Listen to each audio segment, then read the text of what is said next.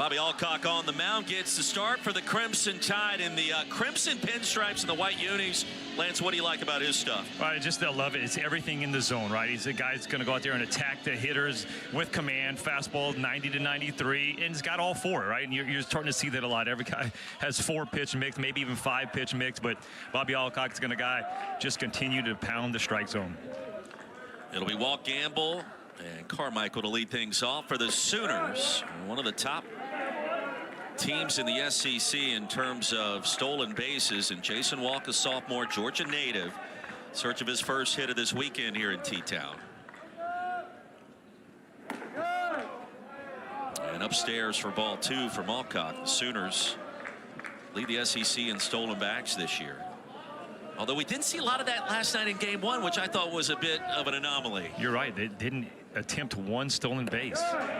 Something I thought we would see a lot more, and maybe expect to see that today, especially try to put a little pressure on the Alabama defense, who wasn't as crisp as they usually are. Walk batting leadoff, 8 stolen bags this year. 292 on this season. Slow roller over to second. Norton off a 1-foot. Fields and fires cleanly for the first outs. Walk retired, 1 away. Gamble, Carmichael, 2 up next. Take a look at the Sooners batting order today. There's some weapons here for head coach Skip Johnson. We mentioned the stolen bases. 9 triples. That also leads the SEC. Taki, a home run last night. Hard-hitting first baseman, left-handed. Here's Trey Gamble. Sends it over to left field, and that'll drop in front of Snell for a base knock. First hit of the game for the Sooners. And with 1 away, a runner aboard at first, former Trey Gamble.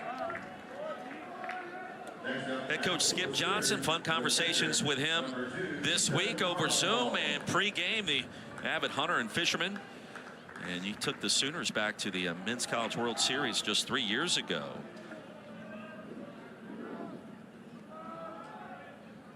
Outstanding coach throughout the years. Trey Gamble down 8-game hitting streak after that knock to left. Longest for him this season.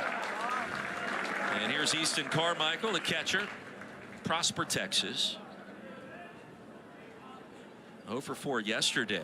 We mentioned a little bit about the weather. There's some showers dancing around Tuscaloosa, Lance.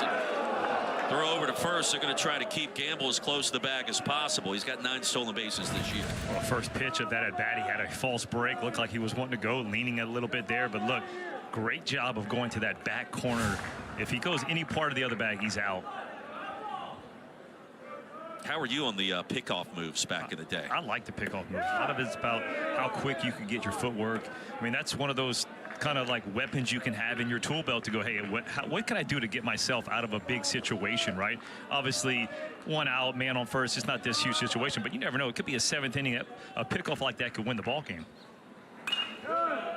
Hammered foul back behind us and out of play. 92-mile-an-hour heater. It's a ball and 2 strikes. Are you much of a meteorologist? Like when you're looking at the weather this weekend, I thought maybe the day was going to be a little dicier than what it's turned out to be. The breeze could be a factor. Yeah, breeze is here. I feel like the weather, it's around us. We're just hopeful that it stays away. And maybe not the rain, but it's more of the lightning. But I think we're going to get it in, and it'll come in a little bit after this one and before the next one. So I think we're all good. Putting you in front of the green screen, you're directing traffic with weather fronts and all kinds of stuff.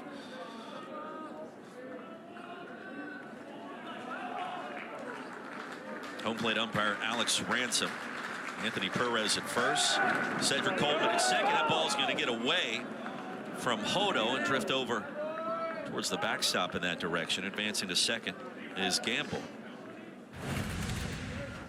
You can tell Alabama's trying to put a lot of emphasis on keeping the OU base runners there. This is the second E1 in as many games, trying to have the quick feet for a pickoff. So the E1 puts Gamble at second in scoring position.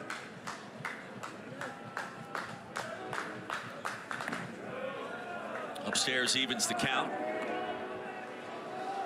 I am a bit of a weather nerd. I'm just looking at the weather, staring at it all week, and just wondered if today would hold up. It's a big day in Tuscaloosa for a number of reasons. You've got softball happening, you've got baseball going down, and a little basketball game later tonight.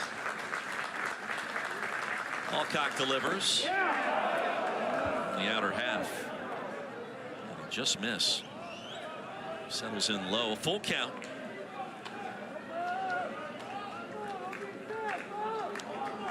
Carmichael 0 for 4 yesterday. 300 hitter on the season. And the payoff is fouled back in the top of the netting. You know, Roy, that was a lot of the story yesterday early on. Talking to Alabama's pitching coach Jason Jackson, he said Zane Adams in his 4 innings had 30 foul balls. So, I mean, the Oklahoma Sooners lineup was just spoiling pitch after pitch after pitch, and did a great job of taking those close ones, and it made it frustrating for Zane Adams. Way outside, and the first walk issued by Alcock, and now OU with runners at first and second, only one away. Next up, the batter, shortstop, number 7, Jackson Willis. Carmichael trots down to first, and that'll bring up Jackson Willits. Sophomore out of Fort Cobb, Oklahoma, and a .309 hitter this season. 1 hit last night in that Game 1 setback to the Crimson Tide.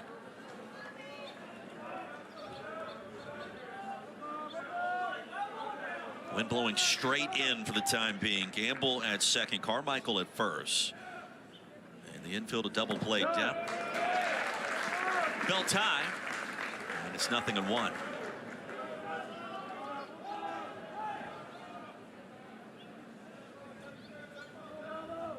Thirteen pitches in for Alcock.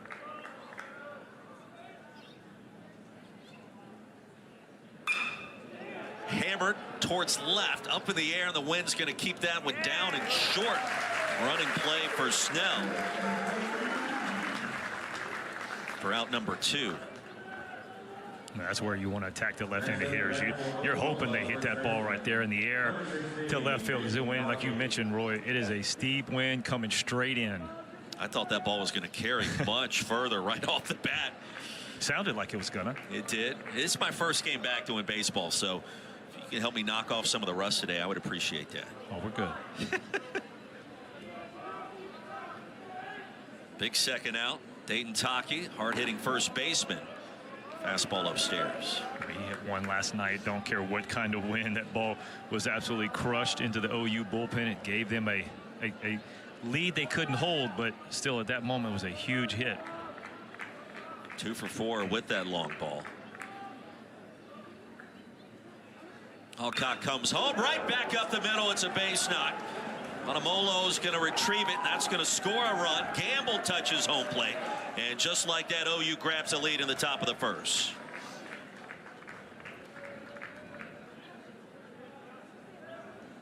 How about Taki staying hot? Follows up that big blast in the 8th with a little single. Get the starters going right here for OU. Get on the board early. Fastball up and in. Is able to throw the hands, keep the hands in there, and shoot that up the middle. Good piece of hitting. 17th RBI of this season. Runners at first and second. Willits, after he was tired, and they follow that up with the run-scoring single up the middle for Taki. And Carmichael now at second after he was walked. Outside of Kyle Branch. Freshman out of Lucas, Texas. Lovejoy High School over there in Lucas. Played a little baseball, a little football in high school. Love the guys that played multiple sports and kind of saw that through the prep ranks. You talk to a lot of these college coaches, they want those guys to do that because they know they're taking the time off to get away from the game, but also the athleticism that you develop in multiple sports, but also just mentality, toughness, especially when it comes to football. Big moment early here in the top of the first. Two-hopper over to second. Norton delivers over to Hodo. OU strikes first, so Strand a pair. Crimson Tide coming up to bat, trailing 1-0.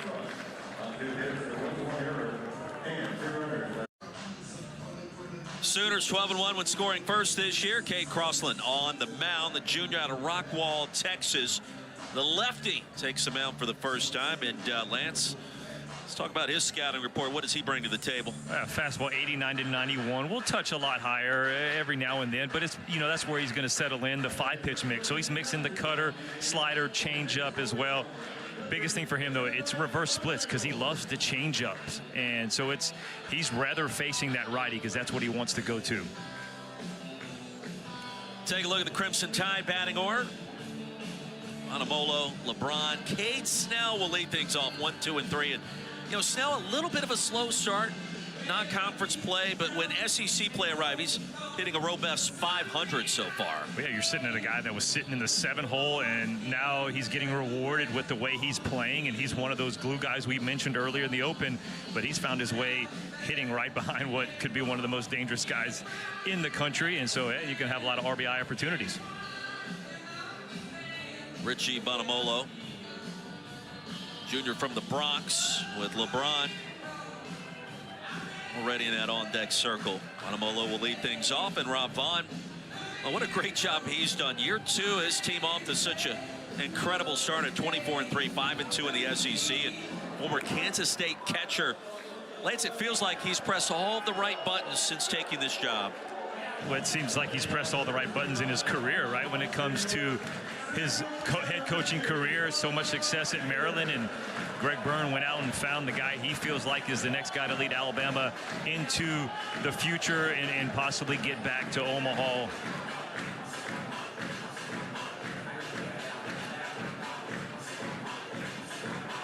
Bonamolo gets set to dig in. Lead things off against Crossland.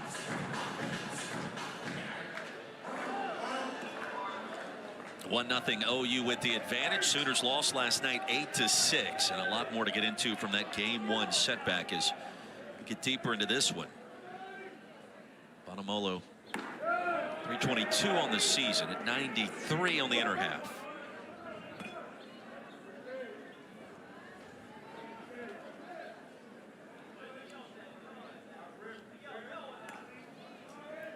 Bonamolo attended Cardinal Hayes High School in the Bronx. Shadows of Yankee Stadium popped up. Wind will wreak havoc with that. And underneath is Branch. An adventurous first out. Our first look now at Justin LeBron. A dicey moment in the 9th inning. We mentioned that in our Open. With one out, diving towards his right, and the left wrist kind of got folded up. He was down for a minute. Tended to by the Alabama training staff, but he's good to go. And we talked to Rob Vaughn pregame. He said there were some nervous moments. Lance, you were on the call for that game. I felt it listening to you and Roger Hoover talk about it, but it's great to see him out there, and it appears to be no issues with the wrist. Yeah, when you say down for a minute, if you're an Alabama fan, it felt like down for 15 minutes. It had gotten so quiet in here, but it's good to see him bounce back. He ended up staying in the game, making the play to end the game, but you could tell he was hurting, and now he's got a little protective guard right there, a little Evo Shield guard on that wrist.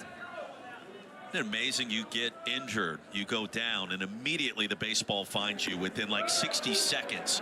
And he had the game-winning play stepping on the bag at second with the bases loaded in a 2-run deal. That's just, it's good to see him back out there. You know, if you're a baseball fan just in general in the country, you got to see guys like this play. You hate to see an injury take him out of such a special season that he's already having. Off speed and outside. It's a ball and 2 strikes to Justin LeBron. Rob Vaughn calls him the bona fide superstar. The numbers certainly back up those comments, and a guy and a player that could be the #1 overall pick in the draft as soon as next season. A fastball at 96, and LeBron caught looking. We go back to last night, and that injury, you guys were on the call. What did you think when you first saw this in real time? Well, first off, I'm like, is he going to make this play? That ball's so deep in the hole, and you see it go in the glove, and then once he did that, it was like, uh-oh. You know, this is one of those special players that you don't want to see go down, and he stays down there for a little bit. They check it out. They kind of did some pressure things with it and stays in the game. But Coach Vaughn said he was like, I didn't know what to think. And once he starts running out there, boy, you're just hoping the best for him. 2 up, 2 down for Cade Snell. Right back up the middle. Slow roller. Willits on the move. And a 1-2-3 bottom of the first for Cade Crossland. 1-0 our score. Top of the second coming up. Against #1 seed Duke. I can't stop thinking about the 3 free throws that Ashley Barker hit. I mean, it's one of those things where it was to go to in overtime, to go to double overtime, and she nails 3 free throws that had to be the most stressful things you could have ever imagined, and she absolutely crushed them. What would be the baseball equivalent of that? I mean, you're talking like a 3-2 count. hammered down the right field line, and this one is going to get out of here. One pitch, one more run for the Sooners, Sam Christensen, and that'll be his 4th home run of the season. And it's now 2-0 OU. Well, that got out of here in a hurry.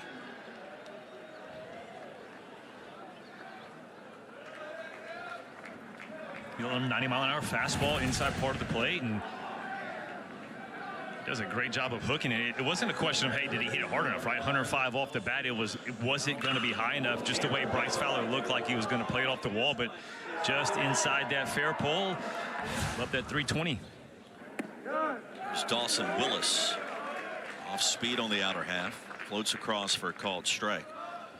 Could I sell you on the fact that, to me, that sounded just like Jason Willett's fly ball to left field back in the 1st inning?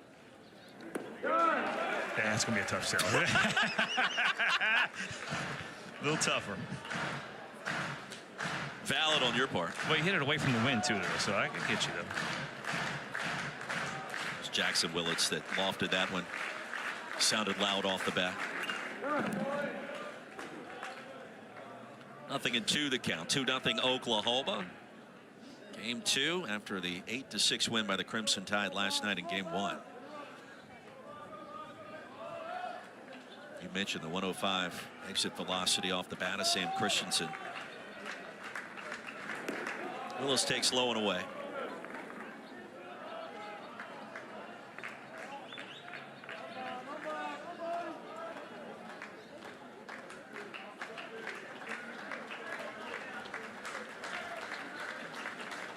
Dawson 2 for 4 last night. And a swing and a miss, the first strikeout for Alcock for the Crimson Tide. That's a good answer back right there by Bobby Alcock.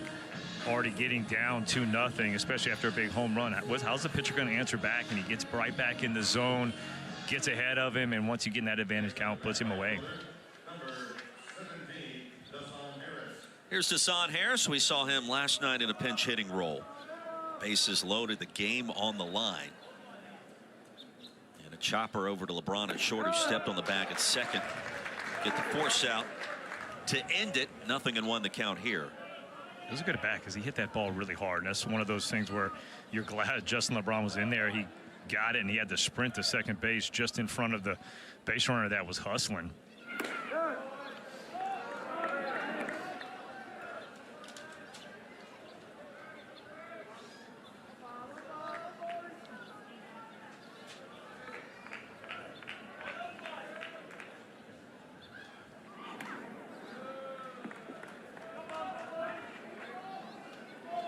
Two balls and a strike.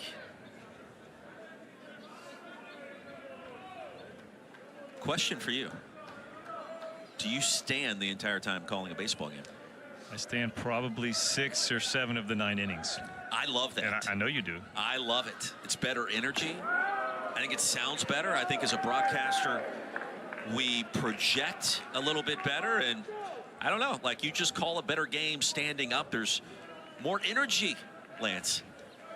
And you got the baseball too, which I think is even. Well, you said you needed it, so. It's my first game back, first game of the season. Working on that 12-6 release. How would the first pitch go for you? Would there, I think would I would there be be solid. nervous? Yeah, there would be a little nerves, but I think I could get it over the plate. I'm not telling you how fast it's going to be or what it would look like. Full distance?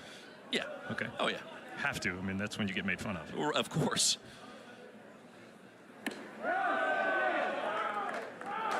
And a walk. That'll be the second issued by Alcock, and OU with a runner at first. Don't forget, we'll wrap up the weekend right here on SEC Network. Top baseball team in the land. #1 Tennessee, defending national champions, playing the final game. 3-game series against South Carolina. It's down at Founders Park in Columbia. Our coverage starts tomorrow, 5 p.m. Eastern. Vols won game 1 in the Midlands of SC, 11-7 yesterday. I'll get the Gamecocks on Tuesday in a midweek tilt. Looking forward to seeing Coach Maneri's team for the first time this year. Back to the top of the order, Jason Walk. Grounded out to second his first plate appearance. See how aggressive Skip Johnson wants to be with Harris over at first. I expect them to be really aggressive now that they have a 2-0 lead. It's kind of in their hands. Hey, the stress is gone once you get that lead. Now can you play your game? That's exactly how Reggie Willits wants to play it. He's their offensive coordinator, basically, and he liked to play that game. And so I look for them to put a lot of pressure. Oh, the pickoff, they got him. Harris was leading towards second. And the quick toss over for Alcott for out number 2.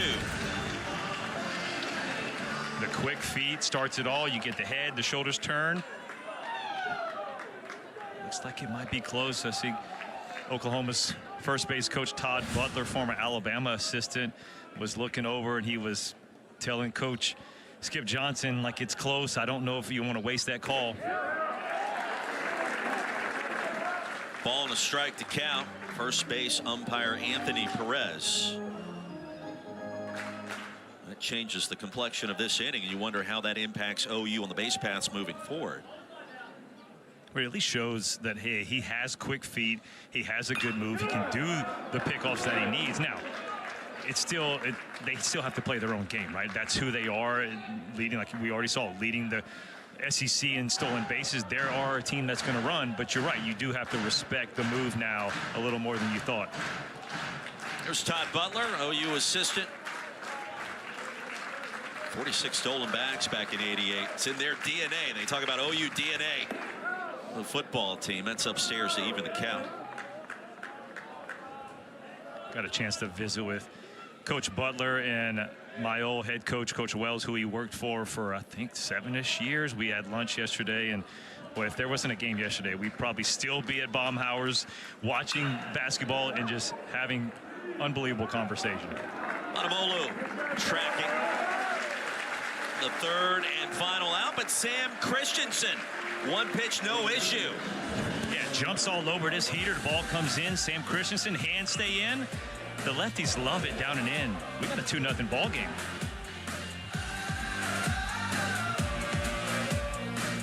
What is this week, man?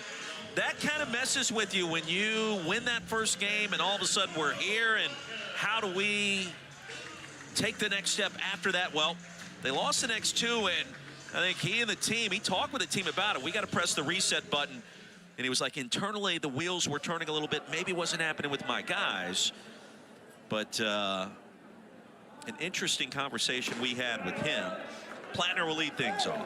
Yeah, I thought that was a good thing for him. He owned it, right? He said, like, we preach, stay in the moment, be where your feet are, all these types of things, the cliches that all these coaches are using. He goes, that's how I'm trying to live my life and be the coach for them. And all of a sudden, he goes, after that first one, he goes, hey, we just beat the #1 team. We're 4-0 in conference. He said he kind of let it get to him. And he goes, and like you said, Roy, I don't know if it affected the players that way, but he said he went and he had in the team meeting, he threw it out there and just kind of owned it. And so you love to see that. And I think that's why the players just absolutely love playing for Rob Vaughn. After a 7-pitch first inning, Crossland delivers low and away. Second pitch changeup had Plattner out in front. And it's a ball and 2 strikes. 9 of 11 thus far for Crossland have been for a strike. Lance Cormier, Roy Philpott. Weather holding up so far in Tuscaloosa. Chopped down the third baseline into left field. Plattner rounding first, and will make it into second, standing up. That ball caroled around for a minute, and his 7th double of the season. Well, you get a lot of this with the left versus right. The fastball is coming back to the inside part of the plate. Will Plattner just gets the hands out right inside the bag. And it looked like it just kept curling. And he's able to get that stand-up double.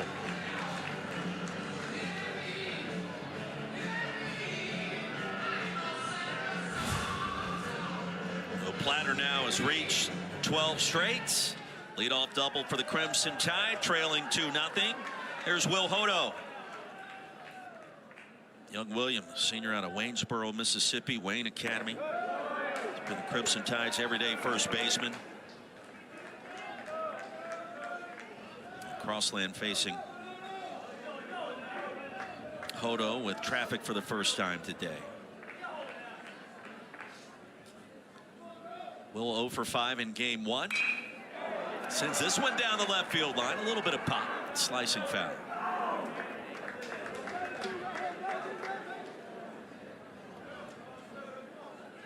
Yeah, the transparency for Coach Vaughn and just revealing his thoughts about what it was like beating Tennessee, defending champs. And I mean, you know what Tony Vitello's team is all about.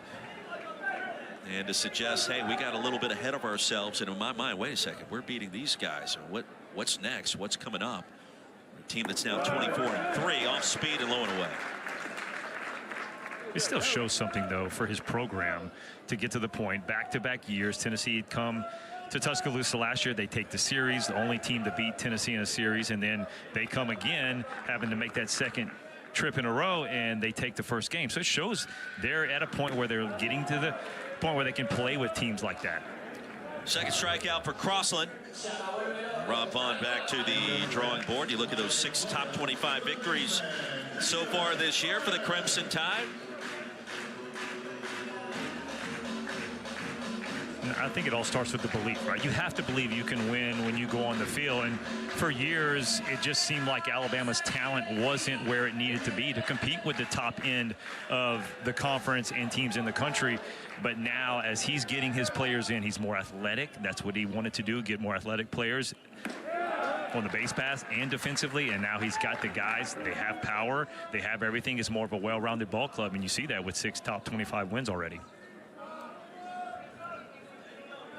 First look at Jason Torres, junior, Miami transfer, Miami Springs High School.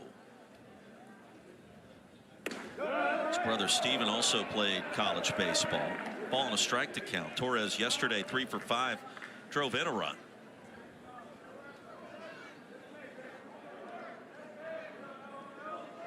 Got Will Plattner over at second with the leadoff double. Crimson Tide trying to get on the scoreboard for the first time here in game 2. 2-0 deficit. Hammered foul. It's a ball and 2 strikes. You'll be watching that game tonight, Duke and Alabama. I mean, that's a game with cachet. It's a late tip-off, and Rob Vaughn told us, yeah, we'll be dialed into that one. Got Coleman Coliseum right here behind right field at the Joe, and I mean, that's going to have America talking. I mean, growing up, basketball fan, just as a young kid, loved the sport of basketball. It was one of my favorite things to do was play basketball. Like, you either love Duke or hate Duke when you were young. And Nobody likes Duke. Oh, man, I was a Bobby Hurley, Christian Laettner, Grant Hill. I mean, those guys would slap the floor. I thought it was awesome. But guess what? You get out of there, move to Tuscaloosa, go to school. Guess what? Yeah, we're going to hopefully smash Duke. Hard of the plate and a called strike 3. Back-to-back strikeouts, the punch-out variety this time for Crossland. But Jason Torres does not agree with this call. It's the changeup down. He'd already thrown one in. That's actually a little breaking ball. Love the frame by Carmichael, though. What a pitcher's best friend. You get that catcher bringing that ball back up in the zone. He's already shown a 3-pitch, solid 3-pitch mix with the slider, the changeup, and he's been up to, what, 96 that we've seen so far? Yeah, he's whipped it past him at 96. Garrett State now healthy after that wrist injury. Forced him out for 21 games. Saw him last night and again today, now as the designated hitter. And into the dirt, it's 1-0, and a nice stop by Carmichael. Nobody liked Duke. I mean, I do remember the Bob Hurley team and Christian Laettner and, you know, the crazy comeback against Kentucky in the tournament. Yeah, but that was, what was the 92? I mean, how many times did I practice the Laettner dribble once and go the other way, the fade away? I got fouled a lot of times on that, though, because you missed a shot, you had to get fouled. Popped up shallow center and walk underneath it. Leadoff double, stranded at second. 2-0 our score. 2 in the books in Tuscaloosa. Not too rainy just yet. I'm going to stick around for the softball game tomorrow. Alabama and Georgia over at Rhodes House. And looking forward to seeing the Crimson Tide back in action against the Bulldogs there. Breaking ball stays high and out of the zone. How about Coach Murphy? Patrick Murphy, 1,300 wins. That's a long time coaching. 1,300 wins and their victory in the midweek. Always enjoy talking the sport with Murph. 2-0 the count to Trey Gamble. 2 hits this weekend. 2 for 5. That's a lot of wins, a lot of dubs, man. right? You've been doing it a while. He's not that old either, too. He's 57. 3-0 the count. Trey Gamble. Oklahoma has acquitted itself well in its transition into the SEC. 4-3 so far in the league. You know, the standings are kind of topsy-turvy. A 4-pitch walk issued to Gamble, leadoff man aboard for the Sooners for now the second straight inning. What's happening down in Gainesville, Florida? Oof. If they would have lost that third game, the second game yesterday, the doubleheader, that would have been a tough watch. I mean, 0-9 would have started off, but we're able to squeak it out. Now they're sitting at 1-8 again. It's tough. They've struggled last year. They lost 6 straight series, but they still figured it out, play again, gets into the tournament. You know, Sully's just a phenomenal coach and has his team believing that, you know, battling a lot of injuries, but still, though, that has to be A&M and Florida have to be the biggest shocks to me. You know, there's other teams that you're like, okay, I didn't expect them to do this well this early, but you definitely did not expect those two teams to be as bad as they have been. Tennessee, of course, at the top, the defending champions. Alcock already with 3 free passes. That's going to prompt the conversation. Plattner trots out to the mound. 6 of 11 first pitch strikes. Easton Carmichael, the hitter.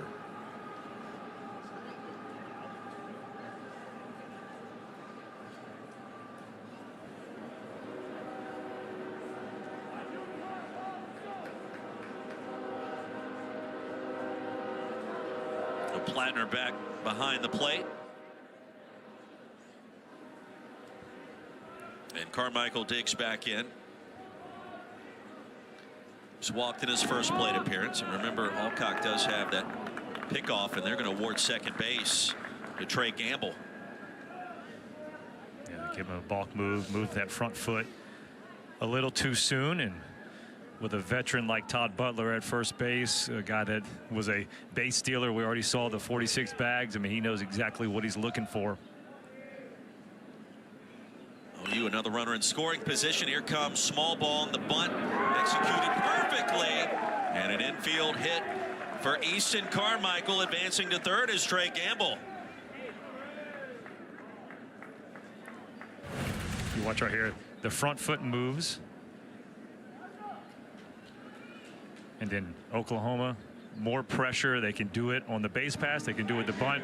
If you're Bobby Alcock, you got to pick that ball up. It's you the whole time. If you can't get it, you got to keep going. He kind of veered off the route a little bit, put Will Hodo in a tough spot, but just showing you what they can do. I mean, that's the number 3 hole hitter, the catcher, athleticism, everything that they have, going out there, showing the push bunt, getting the sack, but also getting the hit as well.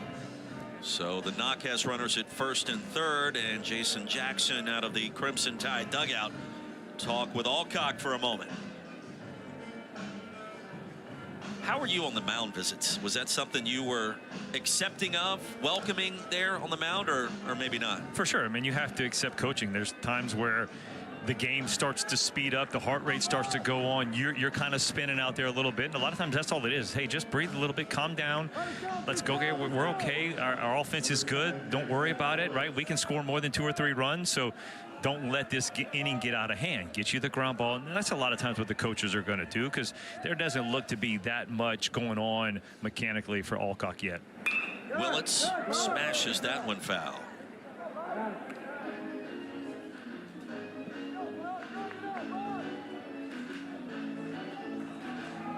Jackson 1 for 5 this weekend.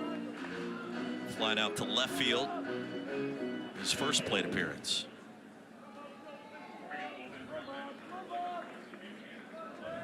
There's activity in the Bama bullpen. Buchanan getting loose. Runners at the corners, outside, evens the count.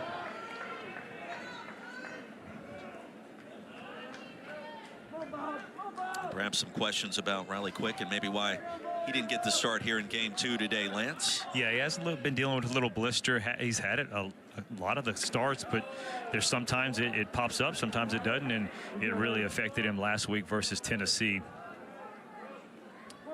don't know what they're going to do, if it's going to be the whole weekend or if you're just giving them an extra day. But it's one of those where when you think of like a hamstring injury that's going to be nagging and you just play with it all year and you're just really not your best. So, hey, take 1 week off, miss a start so you can be better the last 7 and into the postseason. 2-1, fly ball lifted to center, retreating Bonamolo underneath, and that should be deep enough to score the run. It is a sac fly for Willits. An RBI for Jackson, his 26th of the season. And that makes it 3-0 OU. Just playing the game the right way. Bunt him over, get him third base, less than 2 outs, and you get the ball up. That's what you're taught as a hitter. Get him up in the zone, get you a fly ball, a sac fly, and just continue to add to OU's lead. So Gamble crosses home plate. That brings us to Dayton Taki again. Mentioned his pop. He sets up in the back of the batter's box. Off speed pitch that just grazed the outside corner, and a delayed steal for Carmichael, and that'll be his 7th of the season. So another runner in scoring position now for the Sooners. Roy, that was a perfectly executed delayed steal. Got the secondary. Will Plattner goes to the knee, can't see it with the left-handed hitter. Perfect timing. Squaring to bunt is Taki. I can hear the affection in your voice and watching that sequence. Well, you're thinking, see, like secondary, perfect. He goes to the knee to catch it, and then when you have the left-handed hitter, he can't obviously see that. So that was the perfect time to do it and perfectly executed. Sooners 3 runs on 4 hits, still batting in the top of the 3rd. 2-1 the count. Dayton Taki. And this is the offense we expected to see from Oklahoma, putting pressure every inning so far. They've scored. It is a single run every inning, so obviously the game's not out of hand. It feels like it's a lot worse for Alabama, but right now Oklahoma has the game where they want it to, putting pressure on that defense. Taki sends it back and out of play. 2-2. We mentioned the home run yesterday. Had some pop, some juice on that baseball. Oh, change up, just stayed up off of Osmer, and he absolutely deposited. And it was big because that was the first time they were able to take that lead. Couldn't hold it at the bullpen, but it showed they had a little fight left in them.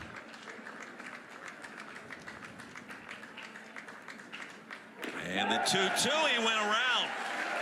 And Alcock reports the important strikeout, his 2nd of this game, and out 2 here in the top of the 3rd. This is his best off speed. This was the slider on the inside part of the plate, and it looks like a fastball in. That's why you see Taki. That's what he wants to. He wants to go get that ball, and at that last second dives right in there. Big swing and miss. That's a huge out. Carmichael remains his 2nd. Here's Kyle Branch. And Branch off a hop. Justin LeBron fields and fires to retire the side. Sooners had a run on the sac fly by Willits. 3-0 our score, home half of the 3rd coming up. But he said that was when he knew that Justin LeBron was different than he was last year, because those 2 3-run home runs, big park like that, minor league ballpark, opposite field, just way out of there. He said that's when we knew we had something special going on. OU 3 runs on 4 hits, a run in every frame. Alabama just 1 hit thus far, a leadoff double by Plattner, and this ball's got some carry to it, all the way back in the heart of the track. And Norton flirting with his 7th home run of the season. A very loud first out, home half of the 3rd.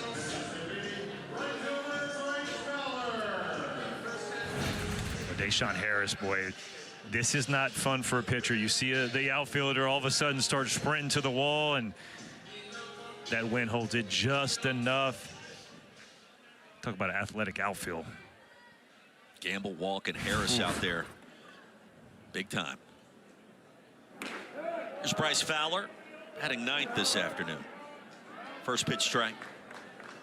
Madison, Mississippi. Fowler, Pearl River Community College, started his career at Southern Miss.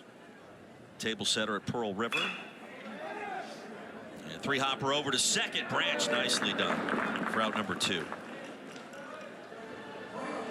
Well, I love the way Crossan's moving the ball in and out with that fastball. He's keeping hitters, keeping their hands tied up and not letting them get extended.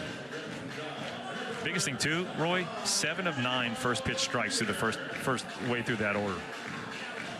As a pitcher, what does that tell you? So as he's attacking the zone, get ahead, stay ahead. You have the guys, you know, when you're falling behind, hitters then get into that count where they expect different pitches, right? You fall behind 2-0, 3-1, you know you're going to get a fastball for the most part. And so he's staying ahead, and he just has the hitters going, hey, you just don't know what's coming. And so by moving the ball in and out, now they're not as comfortable because he's going fastballs in, he's going fastballs away. I even saw him go changeup into a righty. So doing a great job of mixing not only pitches, but also locations. Bonamolo, 0 for 1. Back to the top of the Crimson Tide batting order. Crossland has been on point thus far and in control. The battle of Crimson. You got OU and the Crimson and Cream, but today the gray, if you will, and of course the Crimson Tide of Alabama. Now that both of these teams are in the Southeastern Conference. Who wears it best, Lance? Well, it's tough when you look at it. I like both of them, right? They're both Nike schools. They both do a thing, but I love the crimson top with the gray pants. But man, it's tough to beat a good pinstripe, especially in the sunlight. They're just gleaming on those white pinstripes. Alabama's equipment manager, Junior Walden, he does a great job with the uniforms, and it's a guy that loves baseball, wants the boys to go out there looking good, and you got to give a lot of credit to those Nike schools. They look good. 2 balls and 2 strikes. The story so far, Oklahoma. Cade Crossland. Sooners trying to tie this series up after an 8-6 setback last night. A lot of fireworks in that game. We talked about it in the open. OU left the bases loaded. LeBron went down for a moment. It's short, deep in the hole, made a nice stop. Ball came right back to him with Harris, the pinch hitter. That ball sneaks through. Who knows how that game reaches its conclusion. 3 balls and 2 strikes here. Bonamolo. Crossland already. 1-1-2-3 frame. A laser beam towards the gap. Left center, and it is gone. Second home run of the season for Richie. And it is 3-1.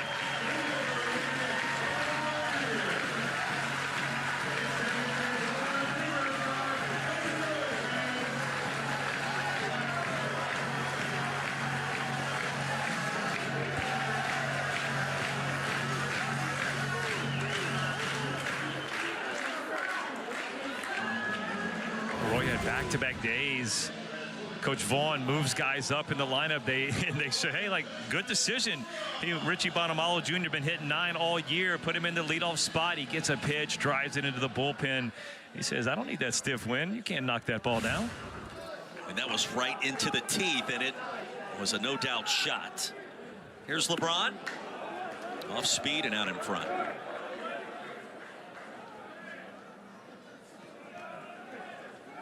First team All-SEC, first team freshman All-America last year by D1 Baseball. Had the walk-off winner against North Alabama earlier in the week in the midweek tilt. 0-2. And Rob Vaughn set to join us coming up after Bonamolo's second home run of the season moments ago.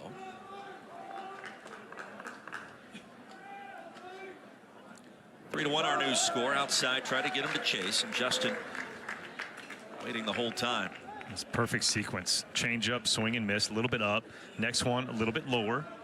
Gets to another swing and miss, and then if you're going to put him away, and you're going to go 3 straight to the well, a little bit lower, a little bit slower, but LeBron shows he could lay off of it.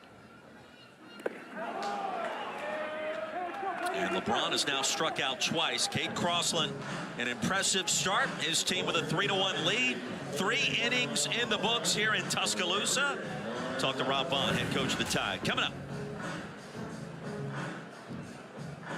Stuff, because these guys, you can see it. It's a different offense when they start playing with the lead and you start giving them some free bases. So got to be a little bit cleaner. Had a delay steal where we fell asleep, so we got to be a little bit better there. But he's fighting for us.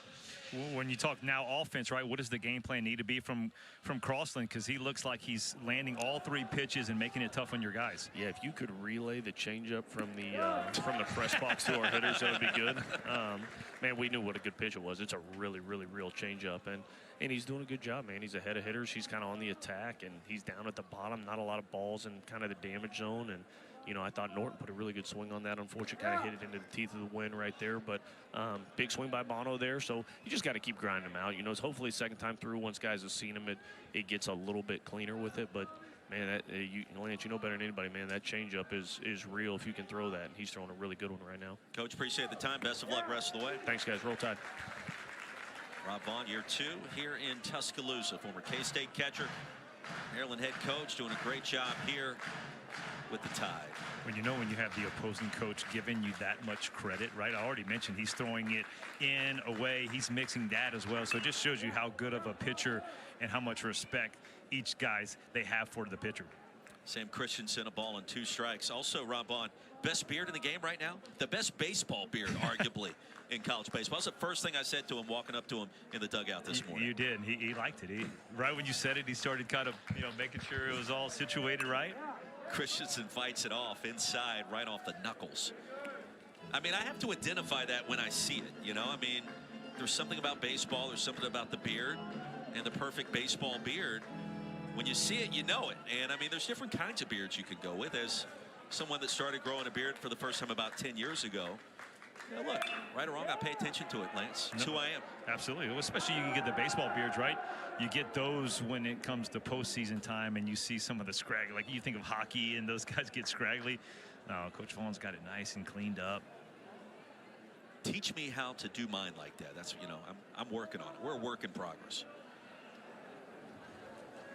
You got the beard going. Have you always been a beard guy? I haven't. I couldn't grow it like you just said. It was one of those things where you had to just let it go, and it had to look bad. You had to go through the very bad stages to get something. I keep it low. The punch out Christensen is retired, and the third for Alcott.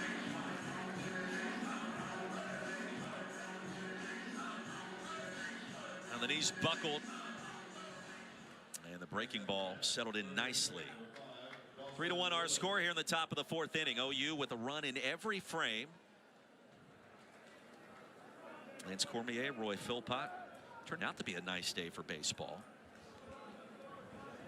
I would imagine like Tuscaloosa is buzzing tonight with the chance to go back to the Final Four, back-to-back years. I mean, especially when you hadn't had one and all of a sudden you get one and you have a lot of expectation, right? You got the #1 ranking at one point this year, but it's stayed around the top 5. So this is kind of what was expected this year. So having the opportunity to play for it, and you always hear the saying, right? To be the best, you got to beat the best. And so why not play Duke and get a chance to move on, which most people feel Duke, Auburn might be the 2 best teams in the country with the best odds to win it. So if you're going to go do it, knock them off.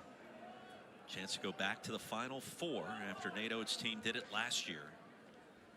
If that happens, Nate Oates, anything he wants in Tuscaloosa, he will have. I thought that was already the case. Well, I think it kind of is. Outside of maybe a new stadium, he's getting some extra stuff going on right behind the Oklahoma bullpen. But, man, you go back-to-back Final Fours when they had never gone. Yeah, he's going to be head honcho in this city. Willis tried the breaking pitch, ended up hitting.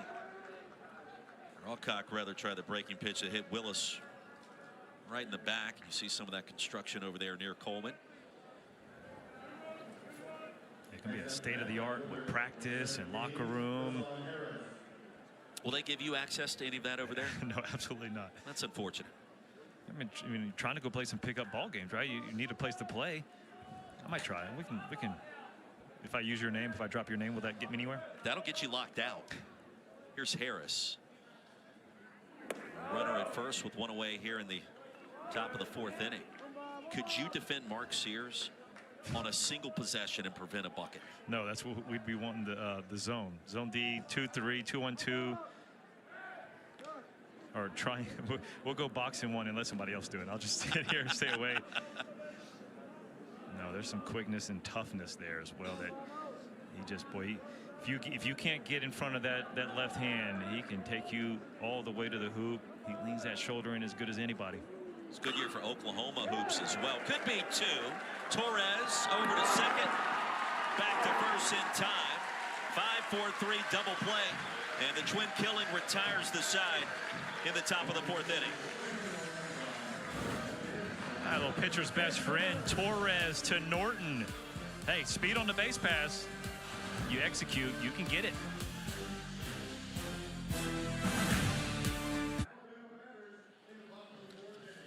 Home half of the fourth inning. Alabama 12th in the country, trailing 9th-ranked Oklahoma 3-1. Lance Cormier, Roy Philpott. You talked about ending droughts in basketball. Nate Oates' team making the Final Four last year. First time ever. And, hey, there have been a couple associated with the baseball program. You know something about the last time Crimson Tide reached Omaha back in 1999. Yeah, I wish I didn't. I wish it had been back and forth. But, yeah, it's been a long time for Alabama baseball. That was at a stretch, though, where it was 3 out of 4, 96, 97 play for the title against LSU. And in 99, we lost to the eventual national champion Miami Hurricanes. We lost to them twice. There's some proud history here, though, at Alabama, and Rob Vaughn looks to be the guy to be able to bring that history back. I mean, Greg Byrne goes and handpicks Nate Oates, and we already talked about what's happening there, and he found the guy he wanted. He said Rob Vaughn was his top guy, and he went and got him and brought him here, and we'll see what happens. Sooners last reached Omaha back in 2022 under Skip Johnson. They certainly have their ingredients for outstanding play and transitioning into the SEC. They've got the shift on for Cade Snell. And all kinds of real estate down that left field line. And anticipating Cade to pull. 431 on the year, 500 in SEC play. That's a look at the shift.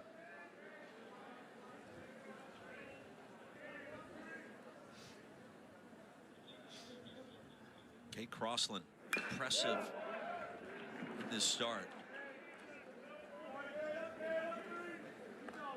Boy, check this out, Roy. You could talk about Oklahoma 22. I mean, look at the teams. You know, take Alabama, Missouri, South Carolina, and Georgia, and the rest of the conference, 12 of them, 2021 and on, right? So you're talking, hey, you think you're better, and you can be. Like, you can feel better about yourself and your program and everything, but you still might be 10th or 11th in the SEC.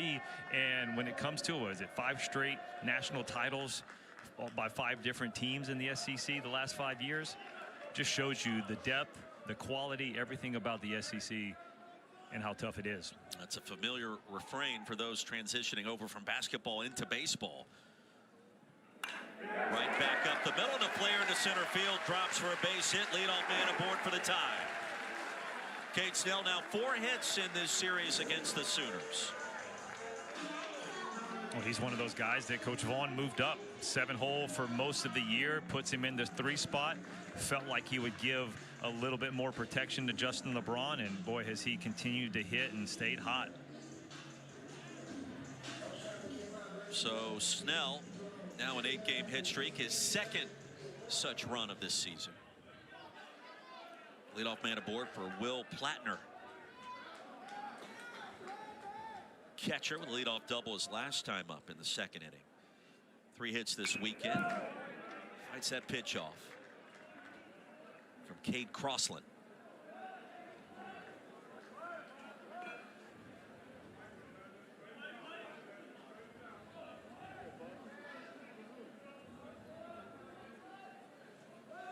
Mentioned the success for Oklahoma basketball this year. Porter Moser, his 4th season, got the Sooners into the tournament with Jeremiah Fears leading that dynamic backcourt. Could be a lottery pick coming up in the NBA draft later this summer. And for Skip Johnson, looking to get his team back to Omaha. It's funny, Lance, both of these teams were picked kind of near the bottom of the SEC preseason poll. I don't want to suggest an afterthought, but kind of in that direction, and here they are both currently ranked inside the top 12 nationally. Yeah, well, 13 of the 16 have been ranked by D1 baseball, and yeah, you got teams like Alabama, Auburn, Ole Miss. Those guys in Oklahoma are like 11, 12, 13, 14, so that's where the projections were. So you would say, hey, yeah, there's a little shock. Maybe they're playing a little bit better, take away those other things. But look at that right there, 11, 12, and 13. And now those teams are all in the top 12. I mean, that's just shows you that, like, you can be good and still be the, a 13th team in your conference. That's just the depth of there is just unbelievable. 2-2 from Crossland in the dirt, and a full count.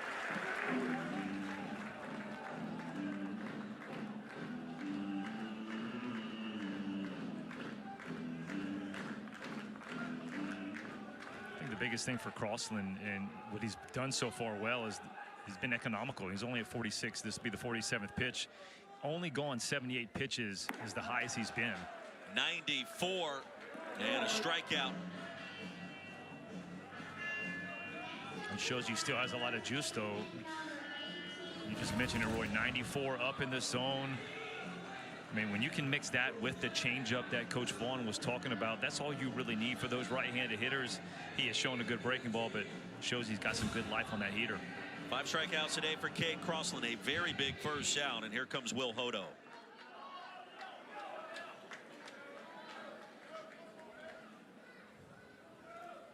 Former 2021 Mississippi 3A Player of the Year, Will Hodo. Familiar last name, of course, his cousin Douglas Hodo's played at Texas.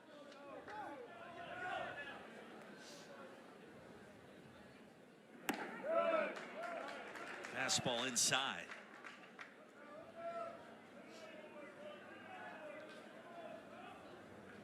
Wind starting to shift towards right field.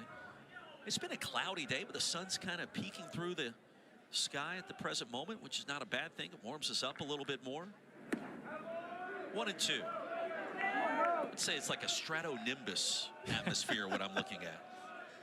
I'll just agree with you. I'll say yes, nod my head. And I'm not even sure that's accurate, but it feels right. it sounded good. It's all about delivery a lot of times. Yes.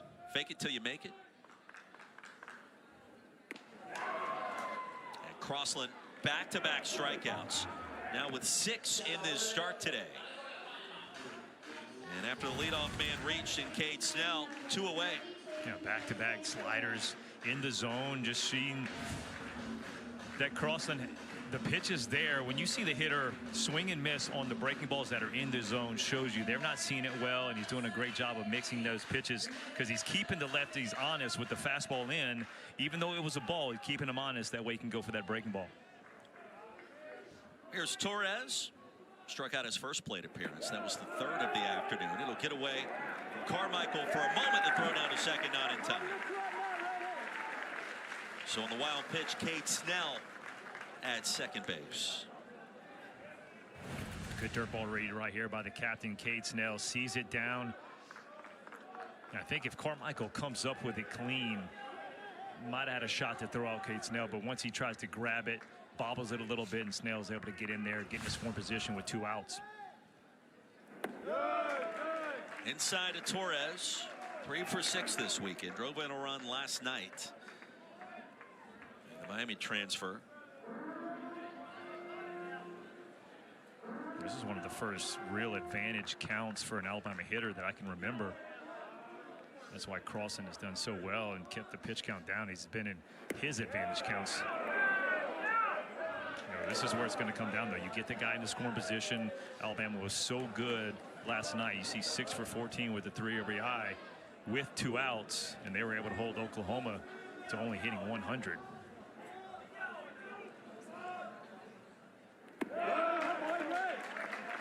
Three and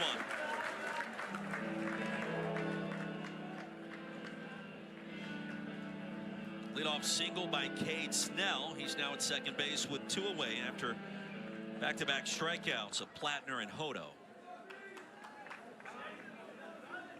Snell from Dothan, Alabama, Wallace State Community College at Auburn for a cup of coffee. Runners now at first and second on the free pass. Issued to Torres, and Skip Johnson, the head coach, set to join us coming up for the Sooners. Year 8 in that College World Series appearance 3 years ago. We had fun talking with him this week about some of his hunting expeditions, and other things that occur in the great Midwest and even down in Texas. Yeah, there's no doubt that.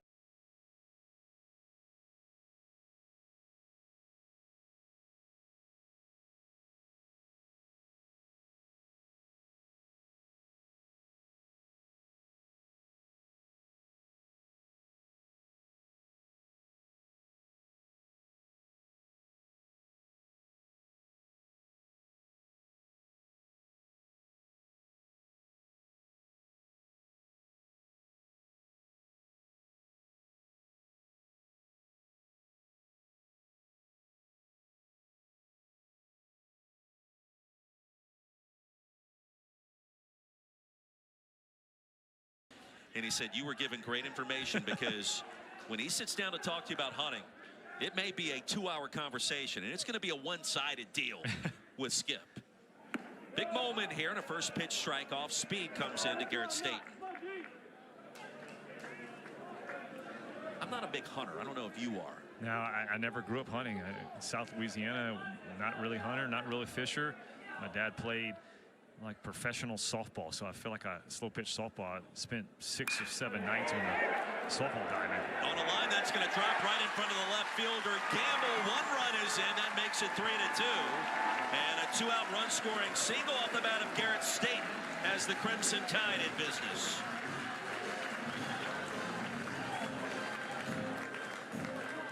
They've gotten to him this inning because the pitches have been up. You'll see the ball's up in the zone, and that's where the hitters want it to. Ball flattens out a little bit, and Garrett Staten continues to rake. I mean, he was hot when he got hurt. He's come back. He has picked up where he's left off. RBI in every single game that he's come back from that injury. Torres now at second, Staten at first, and the tying run in scoring position. And here comes Skip Johnson out of the dugout.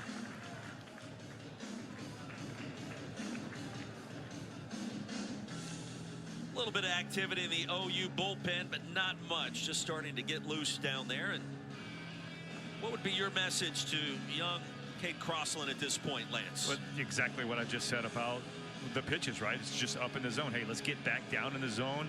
That's where you made a very good living early on, and I think that's what Coach Johnson's going to preach out there.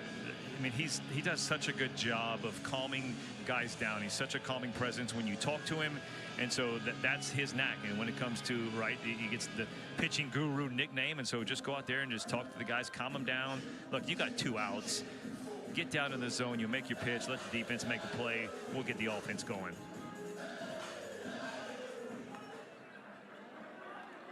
Crossland from Rockwall, Texas, Weatherford Junior College transfer. His dad played baseball at Southeastern Oklahoma State University back in the day.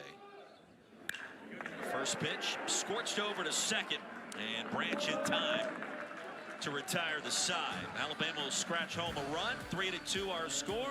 Talk with Skip Johnson at the top of the 5th inning coming up. Pitch to hit. I mean, he's kind of all over the place a little bit.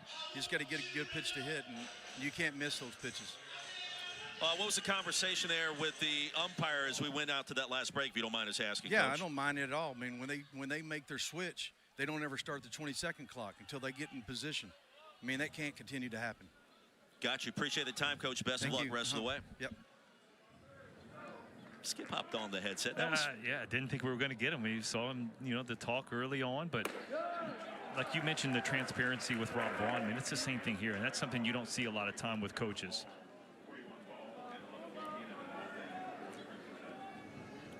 back to the top of the order. Walt, Gamble, and Carmichael will lead things off for the Sooners. It rolls back to the backstop. That conversation you were asking me, Lance, I can't tell if he's smiling or if this is serious. It felt more of the serious variety there, but we can't really tell. You just heard he was talking about that clock getting started. I bet things, if you talk to Coach Johnson, that he never thought he would have had to do 10 years ago. Talk about the pitch clock. Well, you guys mentioned it last night on the digital broadcast. Coach is all about respecting the game, and it is more of a old school approach that I think his team is built around, not necessarily that image, but that branding, and I think they play the game to that respect. This one's popped up to LeBron. Had to wait for it for out number one.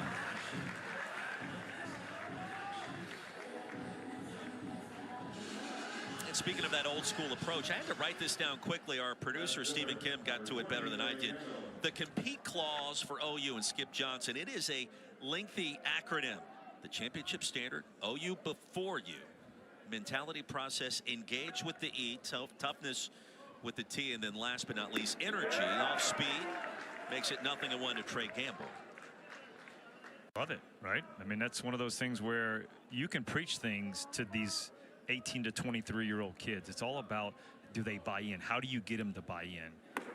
And Coach Johnson is a guy who, like, again, preaches respect the game, but he does it as well, right? So he walks it out. The coaches walk it out. Coach Willits, Coach Butler, those guys do everything they need to do. I love the Oklahoma before you, right? This program was here before you. It'll be here after you. You know, you have a bunch of other teammates. I don't care if you're the best player or worst player. If you're on this roster, you mean something to this program.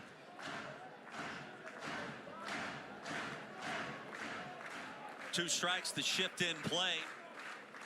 Trey Gamble. And he will send that up the middle. LeBron, a sliding stop. No, that was Torres, the third baseman. No, it was LeBron. It always gets me when the third baseman shifts over past the shortstop. I like it, though. That's the best way to do it, because now you have your guy who you feel like has the most range covering the most range.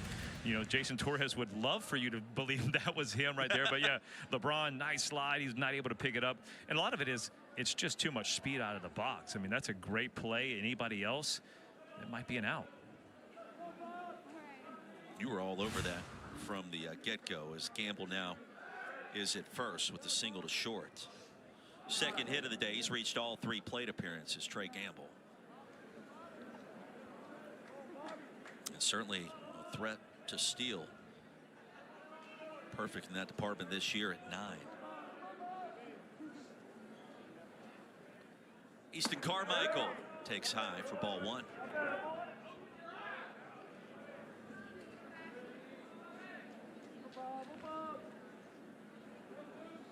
Yeah, Rob Vaughn was giving us stories earlier today on watching Alabama basketball. Nate Oates and Philon with some comments about all the numbers and metrics. His Philon's like, look, man, I understand it all, but I'm just I got to get buckets. You know, at some point it's about making shots. Right. Sometimes one of those coaches, hey, like, just let it go in one ear, out the other, right? Coach, I don't know what you're talking about. I'm just going to shoot, right? You don't care if I shoot, right? And that's what Nate Oates will say. Yeah, keep shooting. Fly ball to right into the teeth of that Wen Fowler. Right there in the corner underneath. Well, speaking of Fowler, that's what I was talking to Coach Vaughn about. I heard Coach Nate Oates' comments about Mark Sears, and he was in a slump shooting, and he's like, look, I'm going to teach you a term, regression to the mean, right? You're not a 5 for 35 shooter. You're better than that, and that's exactly what he's kind of the thought he wants to bring over to Bryce Fowler is, hey, he's in a slump. You're not this type of player. But I love the fact that Bryce Fowler goes out there and he's playing hard-nosed defense. He got a huge catch against Tennessee where he robbed a home run. Actually had a great play last night against Jackson Willits on a ball that was in the corner, made a nice catch on that. So you start seeing championship players go out there and play hard no matter what's happening on the field. Alcock already with 1 pickoff today.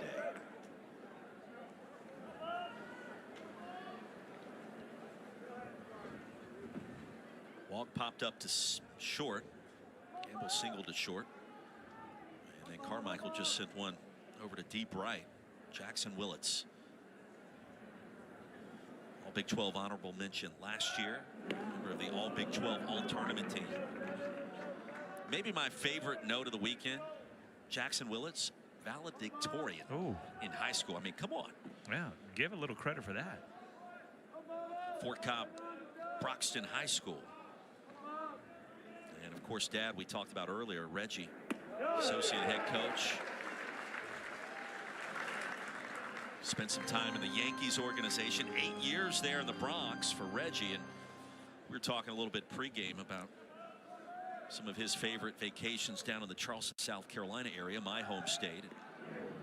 I mentioned that my wife and youngest daughter headed up to New York for spring break in a couple of days, and I told Reggie, I was like, I love New York, love Yankee Stadium, but I didn't want to go with him. I don't feel like going to New York now. I need a little downtime with all the travel, and they're going to head up there, enjoy the sights and sounds. And he said, you know what? He goes, I think that's a smart move by you. I agree. I could handle New York for about 2 or 3 days, and after that 3-game series, you just want to get out of there. Yeah, he was a coach there. spent a lot of time in White Plains. We commute in, do some different things, and fly in and out of White Plains instead of LaGuardia or Newark. I was like, Coach, you're speaking my language. That was the way to go. He goes, it's amazing because you're so close to the city, but yet it doesn't feel that way in suburbia. And the punch out to retire the side. And the 4th strikeout for Bobby Alcock. Oh, Bobby Alcock, back-to-back zeros. This was huge for him. Little slider on inside part of the plate. Disappears at the end.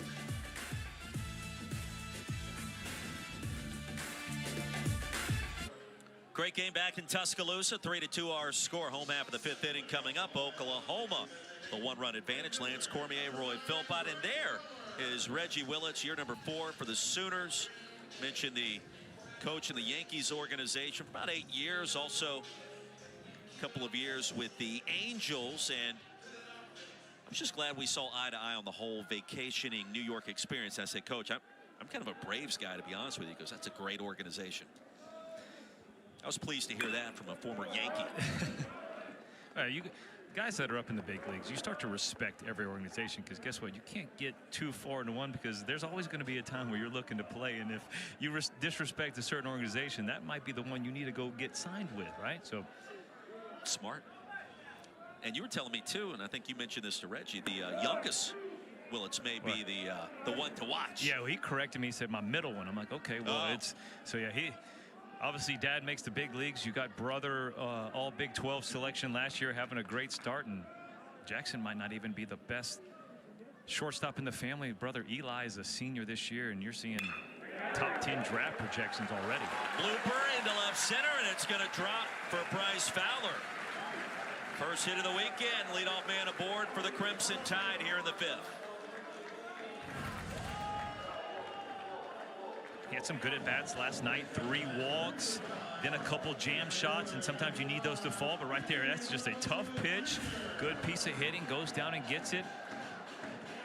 Good for the young man right there. He's, again, second hit in the last 34 at-bats, but guess what? You block that out because you're 1 for 1 now, right? It's first one hit in your last one at-bat. That's all that matters. And stepping in, Spanamolo. I'm not sure that he did that in time, so it's 0-1. That's the second time that happened last night for one of the Alabama's hitters, and another one where Oklahoma pitchers get a free strike. Now it's 0-2, just like that.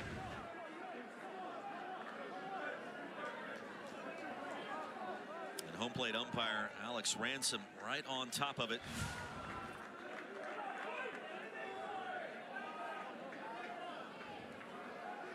Bonamolo. It's inside and low. That's 16 of 19 first pitch strikes for Cade Carlson. So if you wonder why, like, why has he been so successful? Why is the score down? It's a guy that's just attacking the strike zone, getting ahead and staying ahead. Easy way to get that first pitch strike when you don't even have to throw it. Off the plate, 2-2.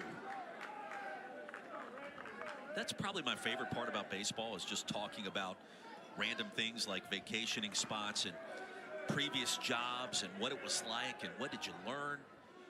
As a broadcaster, you try to pick up those little tidbits, and you know, maybe you can apply some of those things into our craft or whatever it may be. Well, I know he brought a lot of pro baseball, and you're seeing that, you know, all over the country. Colleges bringing former professional players, but also guys that had worked in pro baseball, to bring the analytics side of things that the professionals are using, and Reggie Willits is another one of those guys that can do that. Chopped over to short, could be to an empty plate by Willits, over to first in time. Well, on cue, Jackson makes a spectacular play, and he made it look rather routine. Yeah, I heard us talking about, hey, not the best shortstop in the family. Jackson Willits says, I can do all this by myself. A little shot up the middle. Does a great job of setting the feet. Strong throw, good arm. Again, there's athleticism on this Oklahoma Sooner ball club everywhere. I mean, we talked about it in the outfield, but also, I mean, him and Willis at third base made a phenomenal play last night. Quickly 2 away for LeBron. Now Rob Vaughn talking with us about his star slugger, an incredible shortstop. And he talked about his approach, his demeanor, and how he's constantly deflecting things away from him towards his teammates. When it comes to the praise and the accolades, you just love a superstar with that kind of potential on the field, away from the sport. And it feels like that LeBron checks all those boxes. And speaking of checking boxes, how about Crossland at 95, that latest fastball here in the 5th inning. A tie for his season high right now, 4 2/3 he had against South Carolina, so still showing some good velo. Golfed into left field. That'll get down. They get all the way to the wall. LeBron digs for second. Easily he will reach. And the first time we've seen Justin LeBron on base today with his 9th double of the year. Well, Roy, that's what he does really well, right? He's had 2 strikeouts. One of them looking, one of them was on the slider down. Well, you think you can go back to the same pitch, and he does a great job. And that's not a bad pitch. That's a slider coming in. Maybe one a little bit lower if you're crossing, but still not a bad pitch. And LeBron makes the adjustment, gets that ball to the wall, and an easy stand-up double.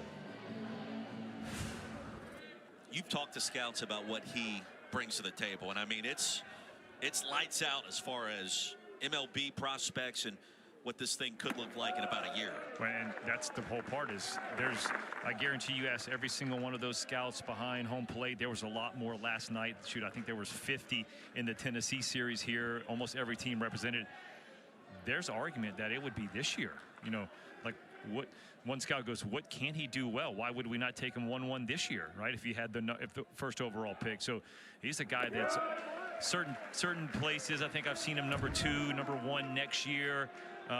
When it comes to players, right? According to D1 baseball, you got him number 1 right here. I've seen another thing has him number 2. And so that's the part where you're going, hey, he can do it all, right? It's defense. He was supposed to come to Alabama as a defense first guy. Yeah, he can hit, but hey, the defense was going to be good. He has scrapped that, and he is just an unbelievable player. And you mentioned the humbleness, just who he is. When you hear that, and that's when the scouts say, I'll talk to some of those guys, I'm like, well, you hear he's a better person off the field. And they go, well, that's even better to hear.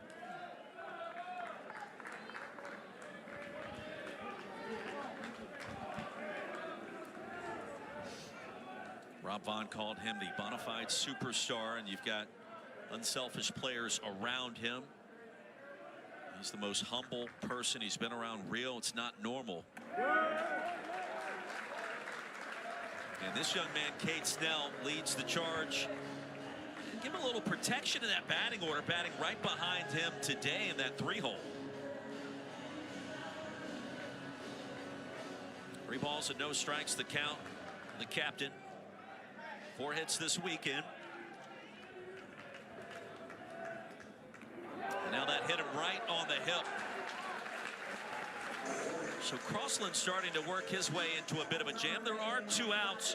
The Crimson Tide now with runners at first and second, with Snell over at first and LeBron at second base. Yeah, I mentioned this is the longest he's been out there, 4 2/3, and he's nearing the longest pitch count. Just a fastball gets a little bit away from him.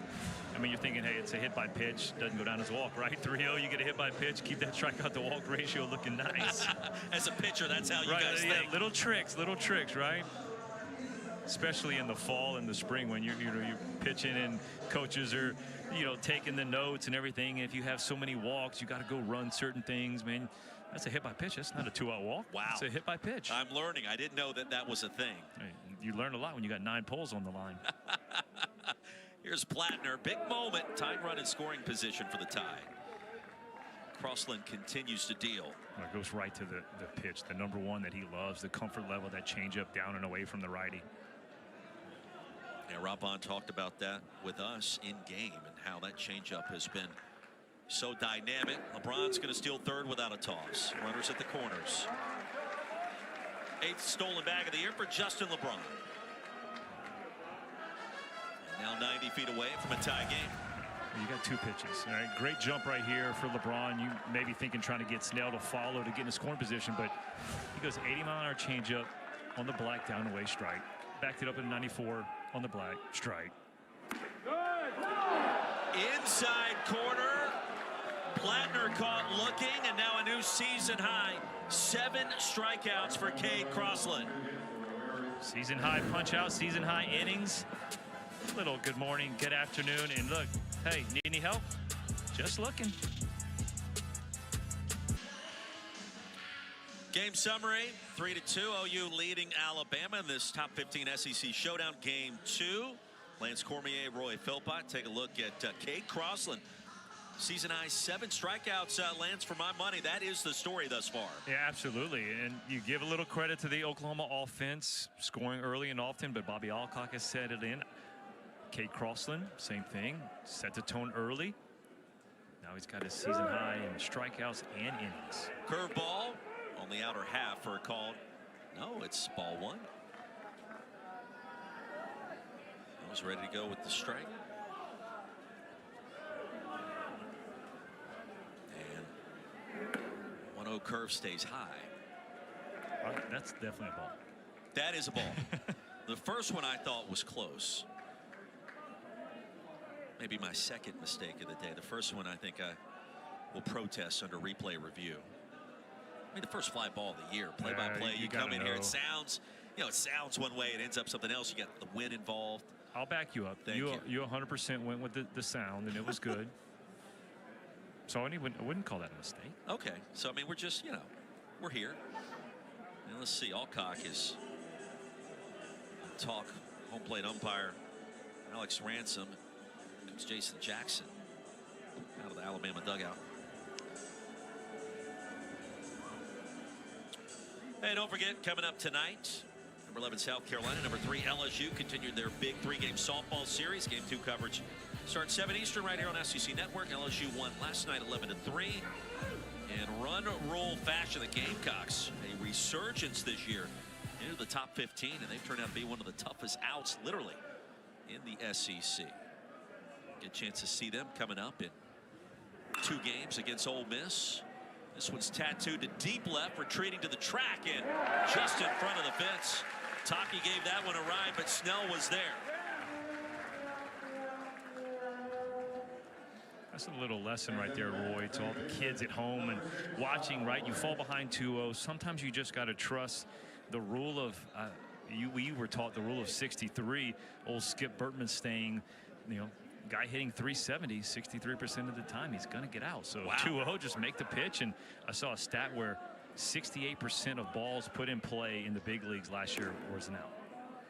So when in doubt, right, make the guy hit the ball to get on. What a good piece of coaching that is. I've never heard that before. That baseball's a game of failure, right? And you might as well accentuate the success when you're the pitcher, when 63% of the time it's going to be an out against a hitter that had those numbers. I mean, how often do you see guys hitting 370? So that obviously drops, but that's where, as players, pitchers do it, hitters do it, we all do it. We make that guy better in our eyes than they really are sometimes. And so you just got to trust the fact that you can make your pitch even when it's a disadvantage count for you, right? 2-0, and again, he throws, and that's a ball that you think, hey, fastball, they're going to jump all over. No, he takes it. I mean, it was close to being a home run, but it was an out. Right? I'm not saying all outs. I mean, there's some scary outs, but they're still outs. What is it like on the mound and a ball is going at least to the track? You kind of freak out internally for that split second? Right. The heart rate starts to race a little bit. It's there, but that's when the wind. Most of the time you can tell, right? I didn't get enough. Maybe it's going to be in the gap, but it's still in yard. But when you start playing with wind here and there, that's when you just don't know. Loud sound off the bat. Ballpark will hold it. Bonamolo. 2 away. I mean, give Alcock all kinds of credit. He has battled, he's persevered, and gave up a run in each of those first 3 innings. Here we are on the top of the 6th. His team still has a great chance. Absolutely. I mean, that's the name of the game, right? And you see the pitch count early at 19 and 16, and then he's gotten even better and better. I thought I was going to look up and see almost near that 100 pitch mark, but if you leave after 6 innings in a 3-2 ball game, right? Quality start, but also the matter of fact, the team has a chance to win. So Bobby Alcock, after a slow start, giving up single runs in the first 3 frames, has settled in really nicely for Alabama. Has to be careful here with Sam Christensen, his 4th home run of the year. His first AB to lead things off in the 2nd. And Sam, 271 hitter, Mesa, Arizona. transfer from South Mountain Community College. His intended major, Lance, is organizational leadership. Ripped down the right field line and hooking foul. To be honest, I did notice that earlier, and I wanted to go, what is that? This is his home run earlier in the game. Does a great job. Watch the hands. Just dropped the head of the bat. An absolute rocket to right field. Stays inside that fair pole. But, yeah, organizational leadership. Like, I don't know. Where's that going? What are we going to try to do after college with that? I mean, I think you and I could use some of that, right? I mean, because I just think you become more productive and a better version of yourself. If we're going to talk about organizational stuff right here, like you got a lot of paperwork, you got stuff flying everywhere. I got one piece of paper. It's true, but I have to say a little bit more sometimes. Fill in the time in between pitches. Now, try not to fill too much time. It's not a radio call. Upstairs evens the count, but I do take a lot of pride in the sense that, you know, for the most part, I try to be organized. In baseball, it's a little more difficult when you've got promos, a scorebook, and then you've got your boards here where you've got all these different things with nuggets on the players. And I mean, if you don't have those organized, these are organized. The strikeout, and now the first 1-2-3 frame for Bobby Alcock. He's organized, we know that. And the lead remains 3-2, the home half of the sixth. Story so far back in Tuscaloosa. Kate Crossland, season high 7 strikeouts. 3-2 is our score. And just real quick for clarification, back to the booth on a picture-perfect day in Tuscaloosa. You've got to have everything organized. It's semi-organized. These are the boards that you have. It's got nuggets on every single player. You've got your scorebook here. You've got your game notes. You got your TrackMan technology, all these different things. And you try to keep them reasonably situated. Lance Cormier doesn't think that I've achieved that. He just has just simply the lineup, and that's it. So, I mean, who's ready and who's ready? Hey, you were definitely prepared. I'm see ball, tell what ball did, right? That's a good, that's not a bad thing. Will Hodo will lead things off for the Crimson Tide. I'm all electronic. I got, let's see, was it 12, 13 tabs open with every stat possible? See, that's disorganized. You're the guy on your cell phone that has 1,703 unread emails and like 45 texts that you haven't read. I definitely got the text down where I'm at. How 4. do you sleep I keep at them night? there. 14,298 Gmail there. What? How? Because it's like an email account that doesn't. Oh, look at that phone. 0. I mean, the same. My youngest daughter just texted me and I got an email, but otherwise it's a clean slate. This one down the right field line, stabbed at a great play. Taki over to first, and it's in time. Well, a dynamic start for the Oklahoma defense and the right side of that infield. Alabama's going to challenge this. I like the way that Taki does a good job. He feels the ball instead of rushing it. You see, he holds it a couple times and then gets it to his pitcher. Birmingham, this is Tuscaloosa. They have us, Birmingham. They will obviously take a look. Oh, I think he beat him. He got there first. Crossland got there. And that's going to be confirmed. What a good view, too. That should be one of the easiest reviews. And a lot of that is literally going, Taki does a good job, holds that ball. First base coach is the one that signaled that review. And what great job by our camera guys. After review, the runner is out at first base. That is Alabama's first challenge of the game. They have 1 remaining. So the challenge comes up empty. 1 remaining. Well, there's so much happening on that sequence, and for Rampon, 1 out here in the home half of the 6th. His team trailing 3-2.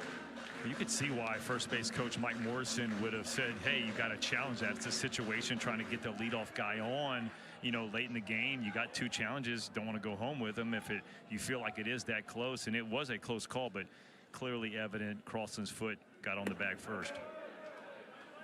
Torres is swing and a miss, and he may have just grazed that into the mitt of Carmichael. Jason 0 for 1 today. Did draw a walk his last time up in the 4th inning. Been stuck at 3-2 since the bottom of the 4th. I think, too, when you come into baseball, you want to be over-prepared with all the stuff, especially that first game. Then you kind of do a couple more games, kind of condense it down a little bit. It's such an interesting sport to prepare for coming off of college football and then college basketball, though. I always tell people the best part about it is the spring weather, the sound of the ball hitting the bat. A few years ago, we did a top 5 list of the top smells of spring, especially at a baseball game. Right. I was working with Gabby Sanchez on this. He liked the smell of a baseball. The leather. Oh. Yeah, he would pick it up, a brand new ball, and just a good whiff of the ball, and that was one of his top smells of springtime, or the grill being fired up, out in the outfield. Pine tar make it? Yeah, no, I don't think so. Okay. I'm going to tell you, number 1 on his list, you're not going to like it. It's the whole reason I brought up the story. What would be your number 1 top smell of spring and/or baseball? It could be, whatever. Spring could encompass mowing your front yard. Right. I was going to say the smell of the grass cut would probably be the top. Which, by the way, grounds crew here, phenomenal outfield, the lines, everything. I talked to head grounds crew and just said, hey, like, this is the best it's ever looked. So they're doing a great job out here. Gabby Sanchez played at Miami, played with the Marlins. I said, Gabby, what is your top smell of spring? And he said, I'll tell you what it is. You walk into a Bed Bath & Beyond store. I just looked at him like, what? Yeah, that was his favorite smell of spring. The other was the smell of the baseball I put on, the grill getting fired up for the first time. Or you mentioned the turf. The field looks immaculate here at the Joe. You cut that grass, that first good mow of the spring. It could be your front yard, your backyard. It could be at a ballpark like this. That's a great scent.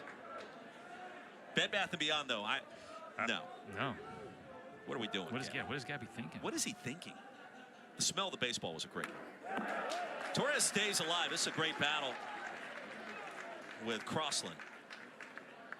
He's now at 87 pitches, the 8th pitch of the AB coming up. I love what Cade Carlson has brought to the table. You're thinking you have a future top 10 pick in Kyson Witherspoon going on Friday. You have his twin brother going on Sunday, and they mix in a lefty with extremely good stuff. Fastball I've seen 96 already with a nasty changeup. So I like the setup of the 3 starters Oklahoma has. Served over to short. Willits charging. He's got time. How good did Kyson look last night based off of what you guys were able to see? Well, the stuff was just a little off, and that's what Coach Johnson was saying, that the slider, he just didn't have a really good field. Changeup kind of floated until later. The fastball, though, it was as smooth and easy as you want to see a 97-mile-an-hour fastball. So I'm thinking, if I'm a scout, I'm watching this guy pitch, and he's still young into baseball, right? It hasn't had that many innings under his belt, and it's not max effort. It was just nice, free and easy. And when you see a free and easy delivery and the ball jump out of a guy's hand like that, you can start to anticipate, hey, if we get him a little bit stronger, a little bit more innings, arm comes around like that, and like, what is it going to be? And also you go, hey, the body's going to hold up because it's not max effort. Here's Garrett Staten. Back last night after missing 21 games. Wrist injury. Pops it straight up in the air right behind second. And now drifting with that wind to Branch, who reaches up. And a 1-2-3 frame for Cade Crossland. He remains in control, and the lead remains 1 for OU. Might have the best lineup in college baseball, and that's even witnessing Tennessee play as well. I didn't see Gavin Keelan in there, but how about the Georgia Bulldogs? 76 home runs leading the NCAA. That was Friday. They hit 2 again today and beat Auburn already 11-7. So the Bulldogs are rolling. Lance Cormier, Roy Philpott here in Tuscaloosa, Sewell Thomas Stadium. And the 2 starting pitchers today have gone the distance. Dawson Willis will lead things off for the Sooners, and right past him goes Alcock. Willis 0 for 1, was hit by a pitch in the 4th frame. Good game, good SEC game, good environment, kind of a later arriving crowd. All the activities happening in Tuscaloosa. It's nearly impossible to get a hotel room here this weekend. Yeah. Everything's so slammed. I don't know why that was like that. I know they got some parents' weekend going on, but yeah, at the Oklahoma Ball Club, not at the normal places, what you would think downtown. Yes. I asked Coach Willits about it. He said, it's nice. Breaking ball outside. You know, this, when you look at both starting pitchers, especially for Bobby Alcock, still be in the game. We showed Riley Quick, knowing he's the normal Saturday guy, hasn't, don't know what's going to happen. He's been dealing with a little blister. Is he going to miss? So, like, that's how important this start was for him to keep going and get into the 7th inning, save the bullpen, because you might have Johnny Holstaff tomorrow. Full count to Dawson Willis. After we did our little show and tell there with all of the stuff in the booth, I had my board closed and talking about smells and Bed Bath & Beyond stores and everything else since then. Shame on us. Willis, an outstanding third baseman, was the D2 Defensive Player of the Year. And he draws a leadoff walk. So Dawson Willis aboard. And the Sooners with a 1-run lead. Willis certainly a threat to steal with 12 stolen bags this year and 4 free passes issued today for Alcock. His first since way back in the 3rd, so he has settled in. That would be an understatement. And here comes Jason Jackson out of the Crimson Tide dugout. I mean, I think if you would have told Rob Vaughn pregame Alcock's going to give you basically 100 pitches today, I think he would take that. Yeah, especially when he's exiting the game with a 3-2 ball game, and on either side of it, you're right. I think Coach Rob Vaughn would go, I'll take that every day of the week. Gave everything he had, almost 100 pitches. 3-2 with a new pitcher coming in for the Crimson Tide.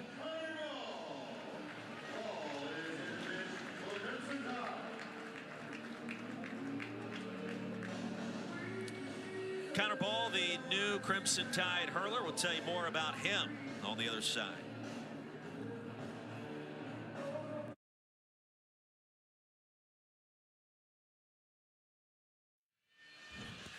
About 94 pitches for Bobby Alcock today. 5 strikeouts, a walk. He gave up the 3 runs, Lance. Yeah, he had it all going, right? You see the breaking ball is late, and that's something that was the pitch that basically allowed him to extend those outings.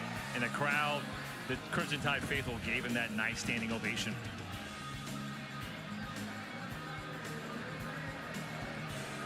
Right-hander is responsible for the runner currently over at first base, and the left-hander Connor Ball out of the bullpen. A great baseball name, right? He will get the call from Rob Vaughn. Yeah, if you're a hitter, not a pitcher, Connor Ball, at least he maybe he's playing ball, but yeah, Connor Ball, 86 to 88 with the heater. Your typical lefty type specialist. 9th appearance, only 3 in the 3rd innings. Sooners will go to their bench and bring in Drew Dickerson as a pinch hitter. A lefty-righty matchup here. Willis over at first. A definitive threat to steal. Inside for ball 1. Well, Connor Ball's 30% fastball, so it's mostly slider. Slider doesn't matter if it's a right-hander or a left-hander. That's his go-to pitch. See if we see that again. No, this time 89 on the inner half. Ball and a strike. Dickerson, a freshman.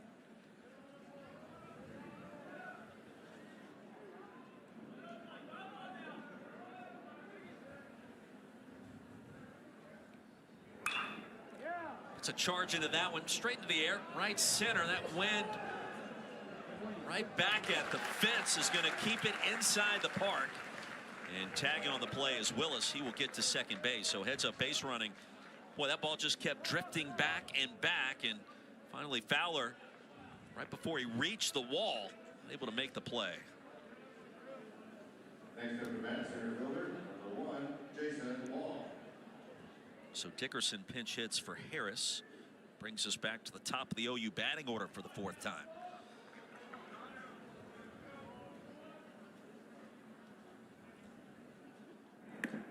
Runner in scoring position. Sooners would love to add a insurance run or two here late. Top of the 7th inning. A pair of 20-plus win teams. Alabama 24-3, OU at 21-4. Winning records in league play. You talk to the coaches in this conference, and Jason walked behind 0-2. Lance, there is a definitive line, the number of league wins that you carry into the postseason, whether you are in the tournament, out of the tournament, on the road in the tournament, or hosting in the tournament. So every one of these conference games, I mean, to suggest they're critical, they're important, just a gross understatement. Yeah, Coach Vaughn talked about that being anywhere from that 13 to 16, right? 3-game kind of window. I think that's going to drop. I think it's going to get to the point where maybe 12 is the number now. When you start adding 2 more high-quality teams like Oklahoma and Texas into the SEC, makes it even harder. Served into center field. That'll sneak through for a base hit. 1 run will score to make it 4-2 OU as Willis crosses home plate. And Jason Walk, his first hit of the weekend, and it's a big one.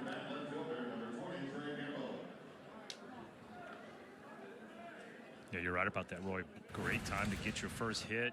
Big RBI. It's a big insurance run.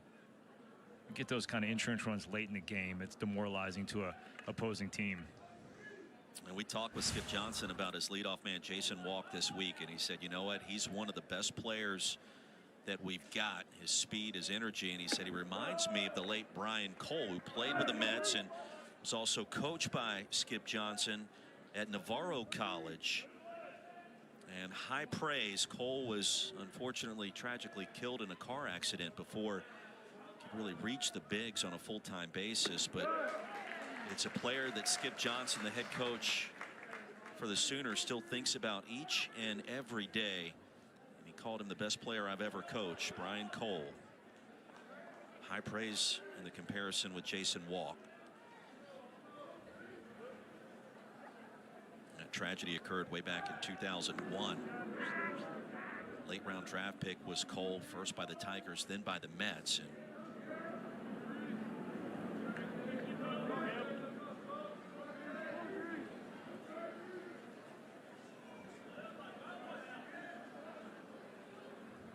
Brian Cole only 22 when he was killed that year.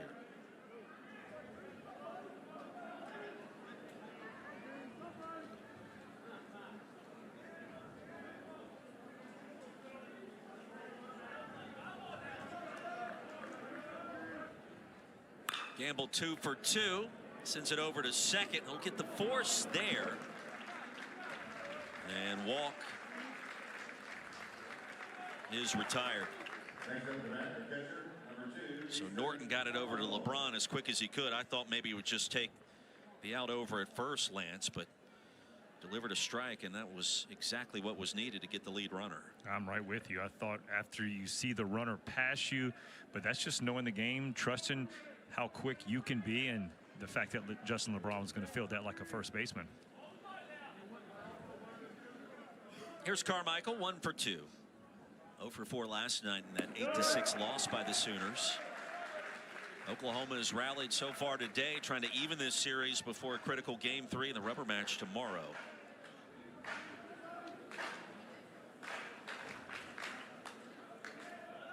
Nothing in 1, 2 away. Hit sharply, LeBron. And the force out at second to retire the side.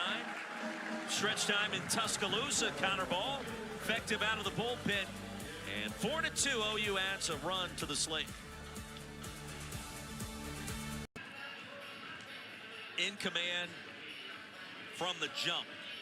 And the new pitcher, Jason Bowden, right-hander on the mound now for head coach Skip Johnson, a sophomore from Orangefield, Texas. Yeah, he's been the go-to guy out of the bullpen. 15th appearance, leading the team. Can be a guy that can go multiple innings. Fastball is elite, up to 96, 97 miles an hour. Little slider, little changeup, but it's over 70% fastball. And so it's good to see a guy with that kind of fastball like to throw it. Sometimes you'll see a guy that throw that hard and they'd rather throw the breaking ball. Man, if you got an arm like this, use it. Norton will lead things off. Second baseman. Drew a walk last night. 0 for 2 to start today. And that one grazed him. Bowden came too far inside. One pitch, leadoff man aboard for the tie.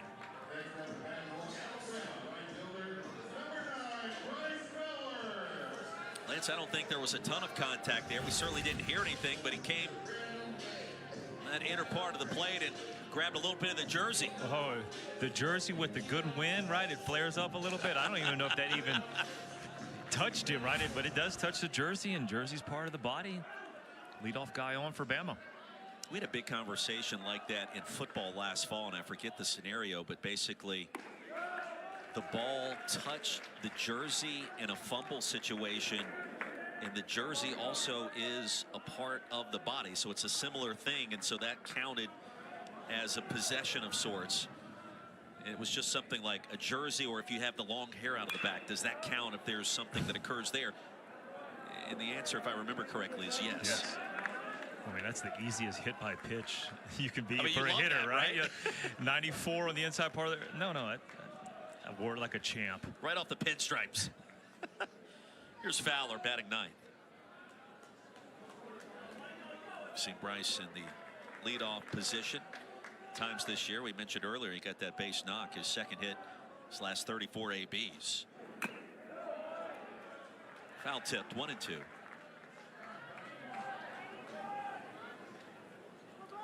Alabama's been in comeback mode the entire game. There was a rebound run the Tide recorded back in the third after trailing 3-0. One more in the fourth.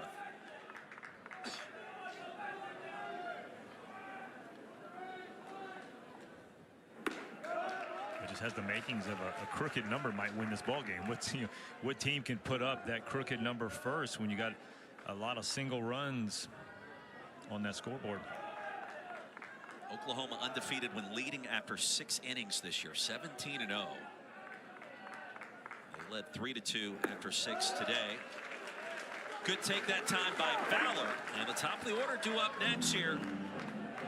The leadoff man aboard, 3 balls and 2 strikes. Here is Bonamolo. LeBron in the hole. Big moment here in the payoff. Right off the glove of Taki, and it dribbles into right field. Well, Dayton thought he probably should have caught that one. Had some mustard on it. That's a base knock, and the first 2 reach for the tie. So it's just going to take Bryce Fowler just getting a little bit of positivity at the plate right now. You know, he was 1 for 34. Now he's 2 for his last 2. Bonamolo dances in front of the plate, with Fowler now standing at first. And here we go.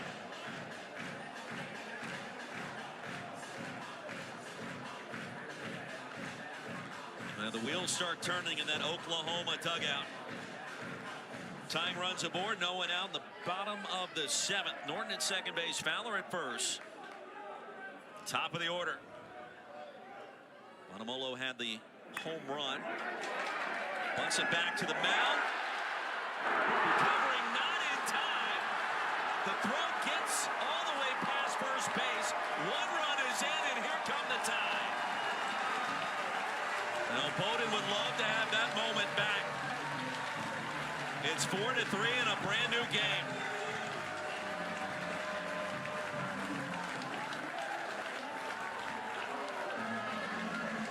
Roy, everybody in the park knew Richie Bonamolo would be bunting with Justin LeBron. You see Jason Bowden off the mound. He's coming in hot.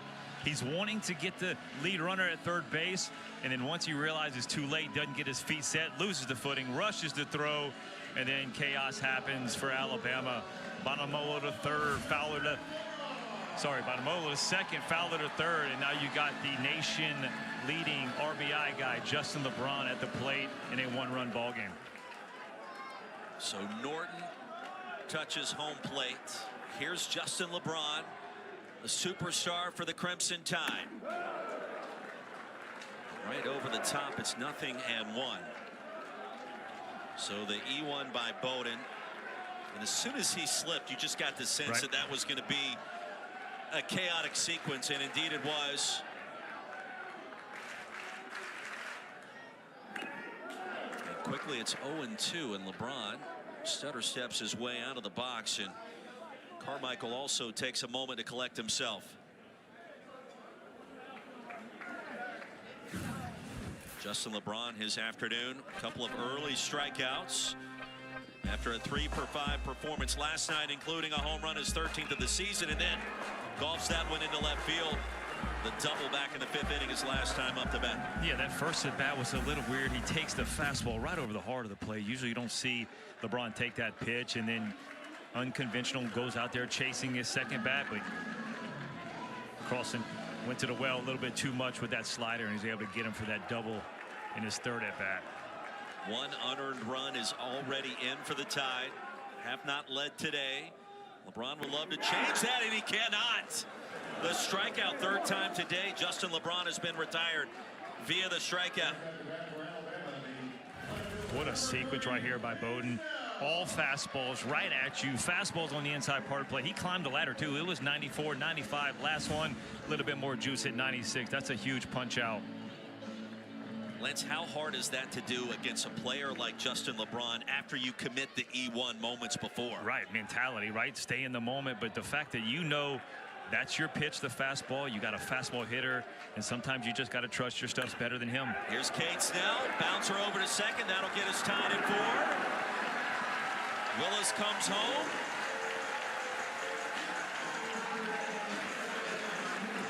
Check that, Fowler. And a brand new game. The go-ahead run now standing 90 feet away at 3rd. And Bonamolo, good piece of hitting that time for Cade Snell.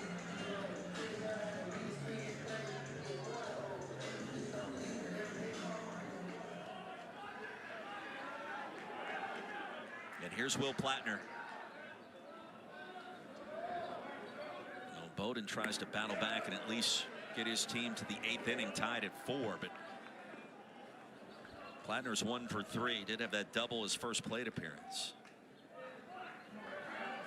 All got started when Norton was hit by a pitch to lead this frame off.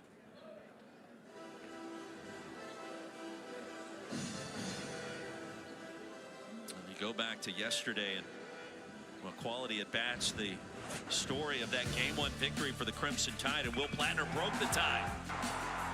This is a ball he absolutely crushes into left center field. He thought he had it. He's doing a little celebration, doesn't realize it hits off the middle of the wall. That's a good sell job, thinking, but it hit off the middle of the fence, and but off the bat thought he had it, but still. Big RBIs put Alabama ahead yesterday.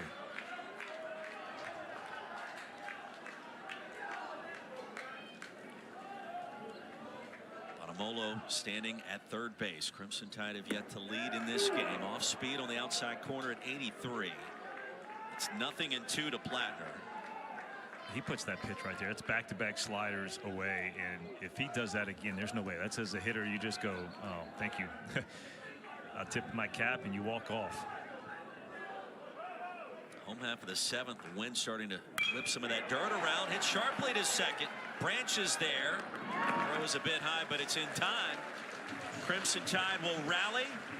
A pair of unearned runs after the E1. We are tied at 4. Top of the 8th coming up.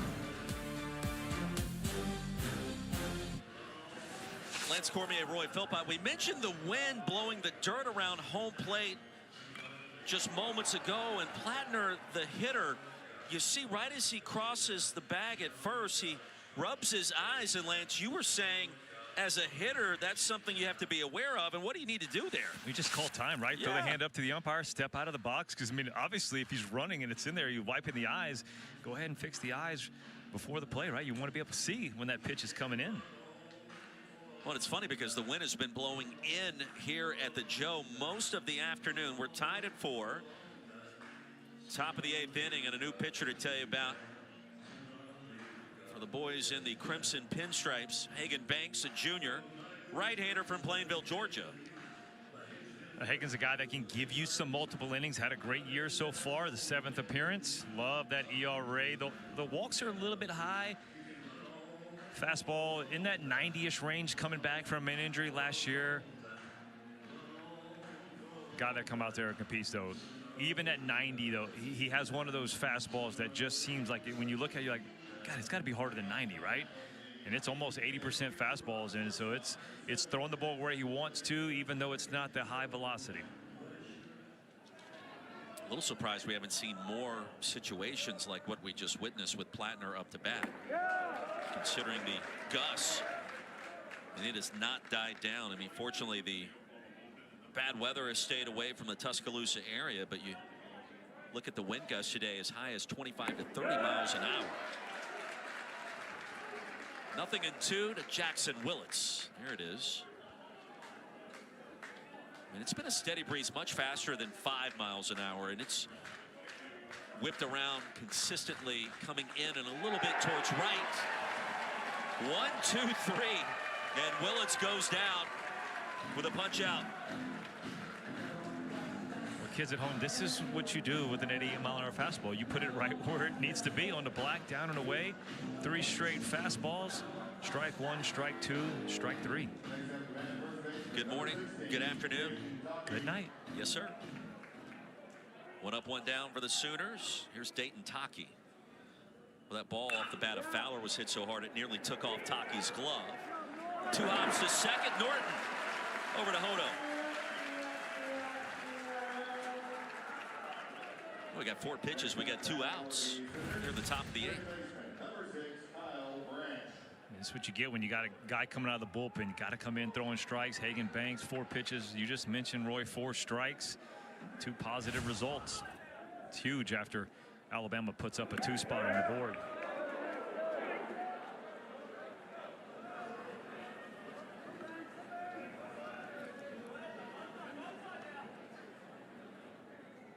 Banks trying to paint the outside corner. Comes back in with the heater. The other side of the plate. Ball to strike to Kyle Branch. 2 hits last night, 0 for 3 to start today for Kyle. We'll see Banks work with the kind of momentum and pace that. Well, the pitch count is not needed for Hagan Banks. He is a guy that is throwing the ball. I mean, he's on the mound, ready to go, and it's at 18. And he's got his sign. He's ready to go, and that's what you want to see. Especially a defense, right? You want your pitcher to go up there ready to go, get that ball, stay on the mound. A lot of times guys are walking around too much, taking a little bit too much time.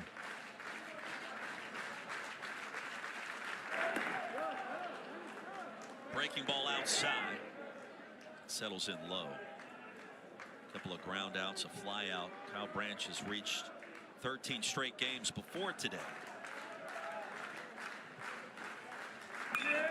Serves this one to right field. Lifted that direction. Fowler tracking. And a 1, 2, 3 top of the 8th inning. Hagan Banks comes in, slams the door shut. We are tied at 4. Will Hodo will lead things off for the Crimson Tide after this. Great game number 2 between Oklahoma and Alabama. This top 12 SEC showdown. Lance Cormier, Roy Philpott, and a new pitcher on the bump for OU. Gavin Jones, sophomore lefty, checks in for the first time out of White Oak, Texas. Another high-end lefty up to 93 miles an hour with the fastball. Look at that strikeout to walk ratio, 16 to 1. Is that good? Yeah, if you like that kind of stuff, talk about coming in throwing strikes. And #1 goal right now, he's got Will Hodo, the big Alabama lefty. Late inning heroics has been his call all year long. Look at that, Alabama 17 go-ahead home runs this season, most in Division I, and Will Hodo sitting at 5. That is a robust number for crazy. one player. And you think back to that 10-run comeback against Ohio State. And Roy, it hasn't just been like it's 3-run homers, it's grand slams. He had one against Texas A&M tied up in the 8th or 9th, and he put up a grand slam. The 3-run home run we've already seen with the Ohio State game. Justin LeBron had the walk-off knock against North Alabama in the midweek tilt just a few days ago. Crimson Tide with 3 walk-off wins this year. Here in the home half of the 8th, tied at 4. Hodo will lead things off. High and tight, ball 1 from Jones. And the throwback gets all the way to the shortstop, Willits. Good game today. Fun game. Yeah. What more can you ask for? 4-4 ball game in the bottom of the 8th. Well played.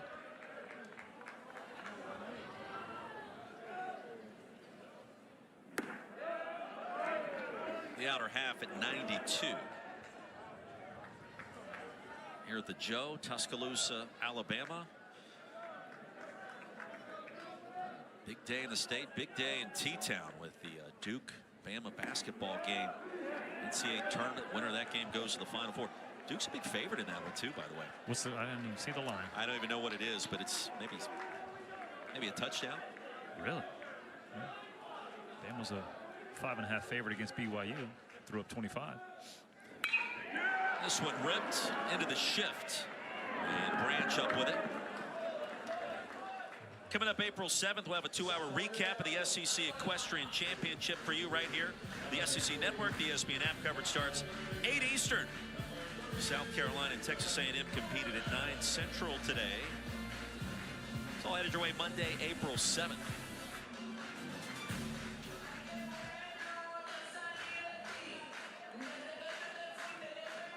They interviewed BYU's head coach, Kevin Young, middle part of the first half in that Alabama win, where the Crimson Tide hit 25 threes, and Skip Johnson out dugout is going to have a meeting on the mound, and we're going to have a pitching change. But the interview, reporter asked Kevin Young, hey, what do you do to try to get in the face of Alabama's shooters? He said, well, he basically implied there was going to be a regression to the means and that pace couldn't keep up. I just remember watching the time, I'm like, have you watched this team play this year? 25 three-pointers later and a brand new NCAA record for a single game. We saw the end result, and that's what Duke will be charged with later tonight. We'll step aside and tell you about the new Sooners pitcher when we come back to Tuscaloosa.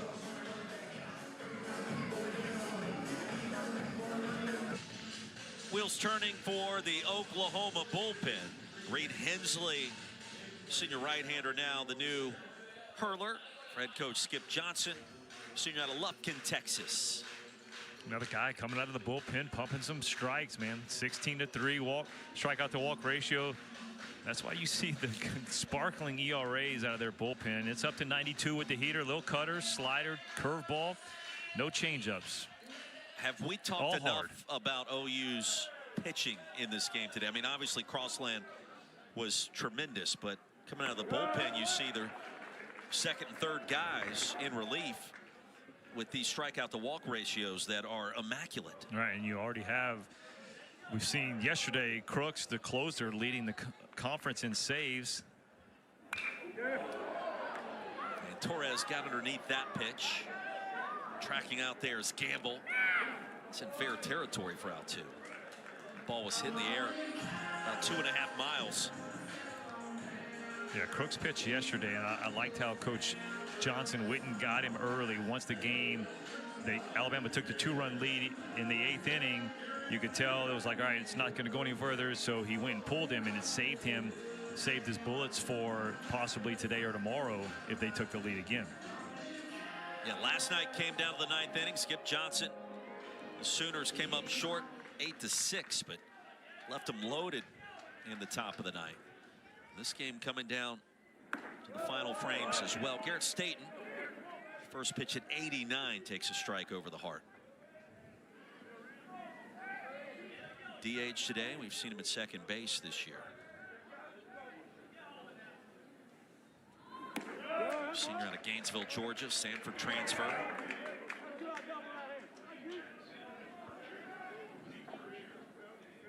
Ball and a strike to count.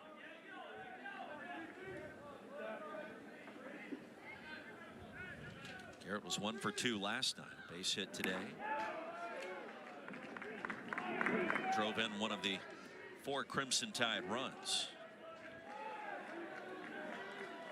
Wind picks up here in our broadcast position, creates a little chaos for the veteran broadcasting team. Got all these papers in here. Lance is quick to. Yeah, I'm good. My Offer some one piece of assistance. paper is just tucked under my computer. I want to be an analyst when I grow up. I want to bring one piece of paper in here. I'm ready. Who's playing today?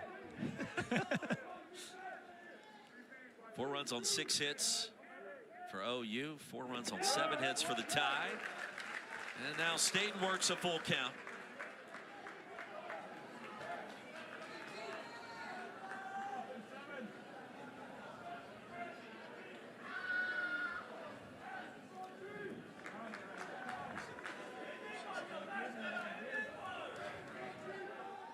Payoff pitch on the way.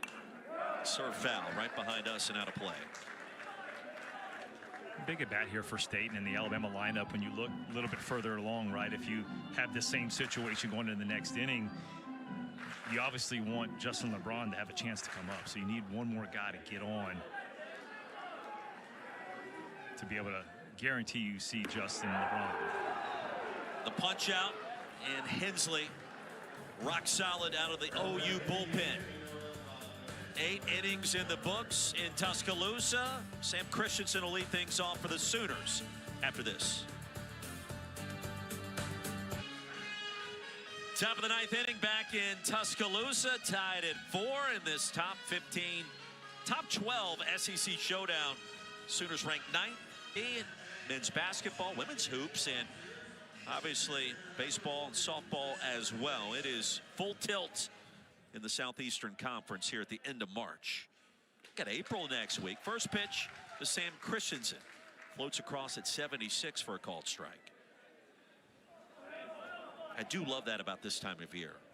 You know, as a play-by-play nerd, you get to call a variety of sports, but so many things are happening at once, and a leadoff single for Sam Christensen has the Sooners in business. And here comes Dawson Willis, who had a go-ahead home run late last week in a 2-run victory over Mississippi State. Lance. Yeah, big blast right there for the Sooner Ball Club. Look at that.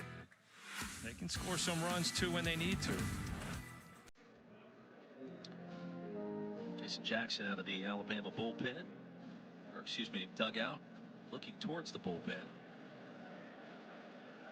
Talk things over. Hagan Banks for a moment. You got some activity down there with Braylon Myers, right-hander.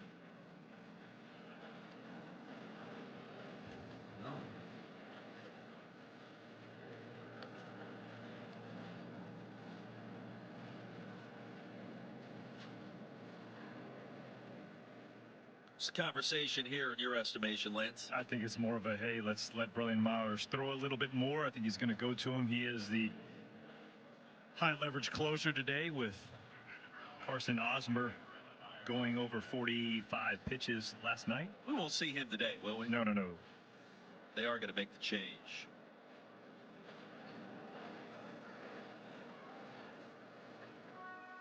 So Christensen's leadoff hit has been multi game of the year as we step aside in Tuscaloosa.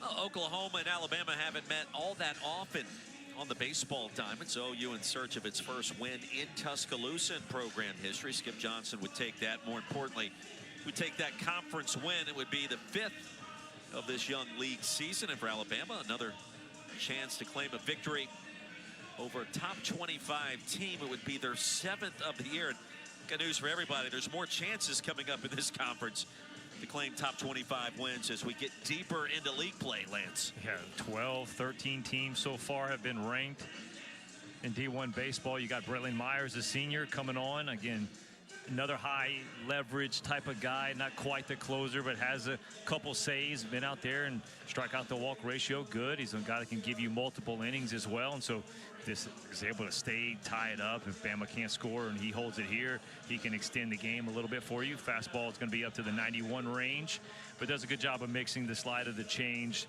And they talk about stuff this year just being a little bit better, all around, a little bit crisper, a little bit more velocity. And that's why he's having a lot better season. Here's Dawson Willis, officially 0 for 1 here in game 2. Squares to bunt, executes that sacrifice brilliantly. The throw over to first, gonna be in time, and it was bang bang.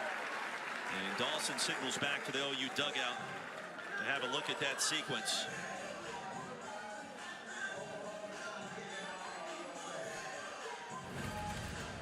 You start to see the slider. It's an easy pitch to Deaden right there. Dawson Willis, great job. Runner at first base is safe. Oklahoma retains their 2 challenges. As a player, when you signal back, let's go ahead and review that, and then it's justified with the call being overturned. It's a big moment internally. Well, a lot of times I like to just go on the player's reaction. If they go like, hey, like they know you've played the game, you've done it enough. You know when you step on that bag before that ball, you hear the ball, you know you're safe. Man, you saw a bunt right there. I am almost positive we're going to see another bunt.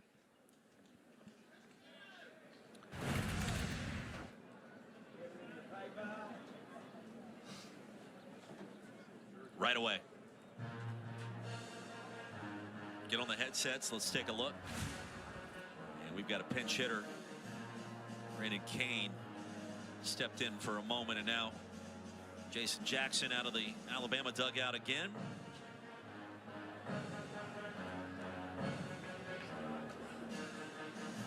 And everybody will get together and talk about the most critical moment of this game. Tied at 4, no one out. And OU with the go-ahead run in scoring position. 2 on base. 1 at first, 1 at second for the Sooners. The wheels are turning. Strategy talk. You got Coach Reggie Willits pulls all the offensive guys over there to go over it. Coach Jason Jackson's like, well, we might as well go over what they're probably talking about, which almost definitely will be a sacrifice bunt attempt.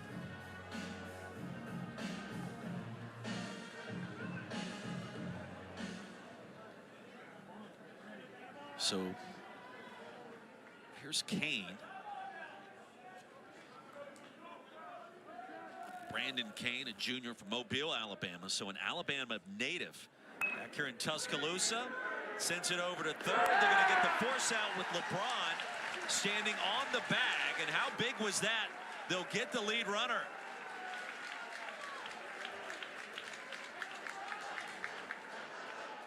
Roy, is called the wheel play, right? You got the shortstop goes and he takes off. Third baseman comes crashing hard. You see LeBron sprinting to third base, and you're trying to bunt it to third base, but when the wheel's on, you want to keep it away from him. But heck of a job right there by Alabama. Jason Torres to Justin LeBron, getting the first out of the inning.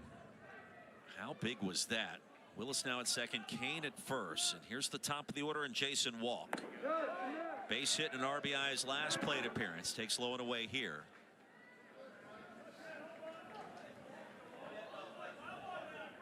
One hit in the weekend in 9 ABs. Yeah, but it's another guy like Bryce Fowler, like we talked about. All that matters is that last one, how you feel. Yeah, the next pitch Fowler saw, he nearly took the glove off of Taki at first base. It was hit so sharply. We talk about the game of failure, just getting something positive that your mind can go on, and you're replaying that is sometimes all it takes to get yourself rolling again. 2-1.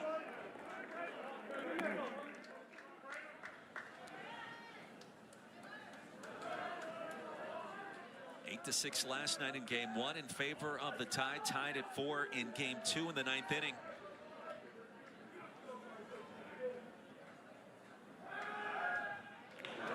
Throw back to second, and Willis able to get in. A lot happening in that Crimson Tide infield these last 2 batters. A showcase of pitcher fielding practice and things that you go over all the time and get a chance to execute the wheel play. Alabama nailed it. Get the wheel play in baseball, the wheel route in football. 3 balls and a strike. Well, this becomes an incredibly enormous pitch to Jason Walk.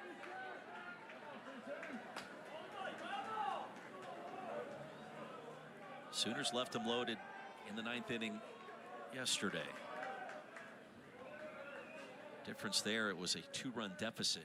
And now the bases are loaded for OU again today.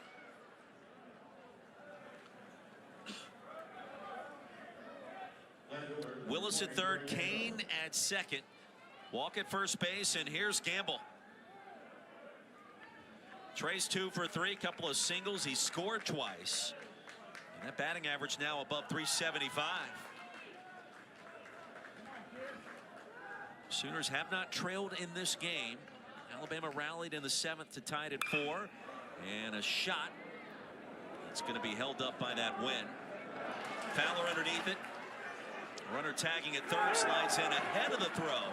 And OU's back in front 5-4. So Gamble gets the job done. The sac fly, the RBI. Crazy how much speed Oklahoma has and how easy he made that look. That ball's a shallow fly ball to right field, and he has that beat by, you know, a couple steps. Didn't even really have to slide. I think he just did that to have some fun.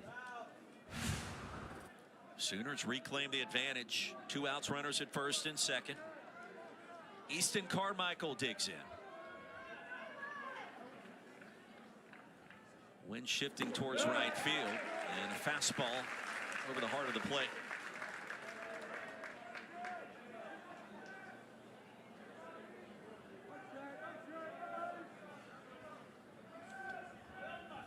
Carmichael out of that 3-hole, 1 for 3.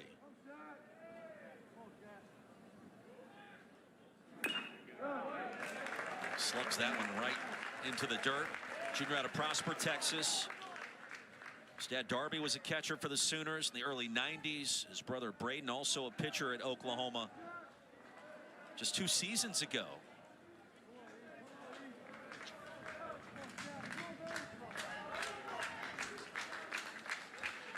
Love to add on an insurance run or 2 for OU here on the road.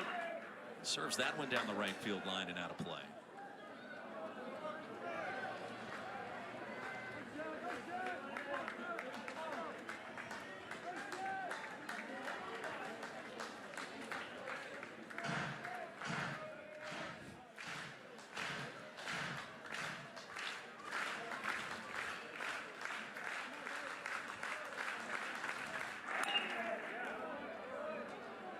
Still 0-2.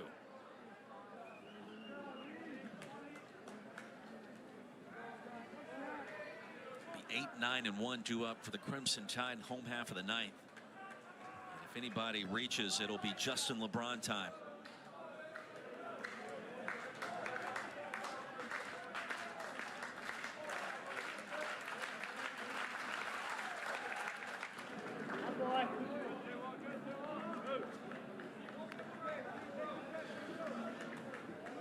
They're pulling them all out.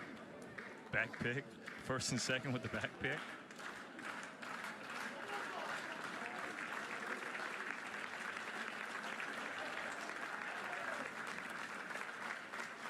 The 0-2. Straight back in our direction. Myers back to the drawing board on the mound for the Tide. Braylon Myers.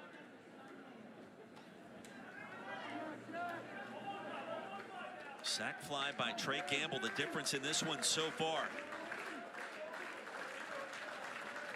Oklahoma trying to even the series, off speed and found straight back and out of play again.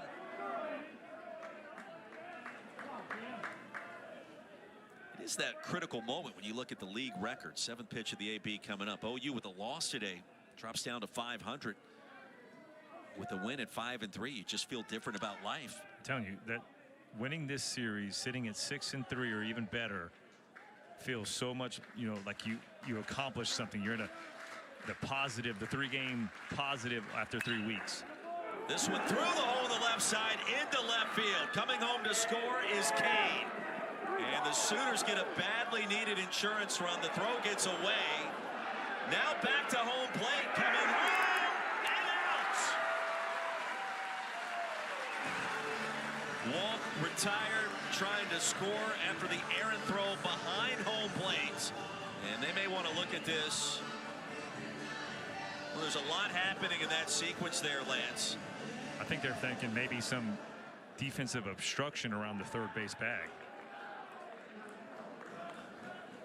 But right, they might challenge multiple calls. They have 2 challenges left. Oklahoma's challenging the out call at the play. I got it.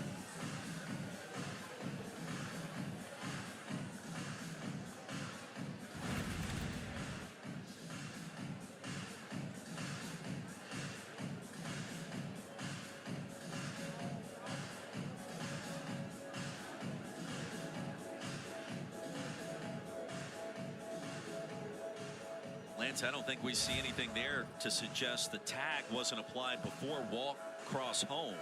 I mean, the throw beat him easily. The question was the tag errant or on point? And from that angle, it looks like it's right on top of it. Yeah, but Coach Raley at third base, he kept pointing back like there was something that happened. Maybe the Bama defender got in the way of the runner.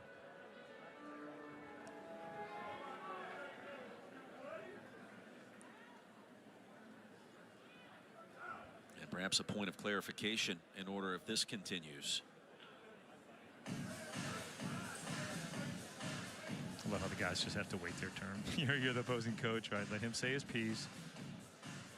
Not always easy to do with moment this magnitude, and for Rob Vaughn. Well, Carmichael singled through the left side. That scored a run. And then advancing to second on the throw. Then over to third, and finally at home was walk.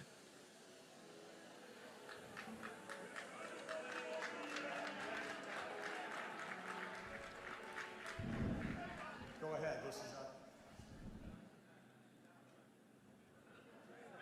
And here comes the official call. After review, the runner is out at the plate. Sooners score 2 to grab the advantage to the home half of the ninth.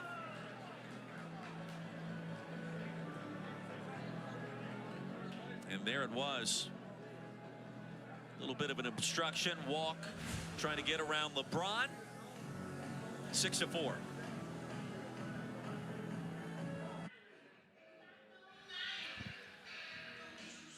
Kane's still in the game and right, by the way. Thank you. 6-4, bottom of the ninth inning. Lance Cormier, Roy Philpott. And I want to go back to the top half of this frame. And Lance, we saw Walk trying to get around third base with LeBron basically standing right at the bag. And there's a lot happening here first. The throw gets behind home plate, then down to second. Nothing happening.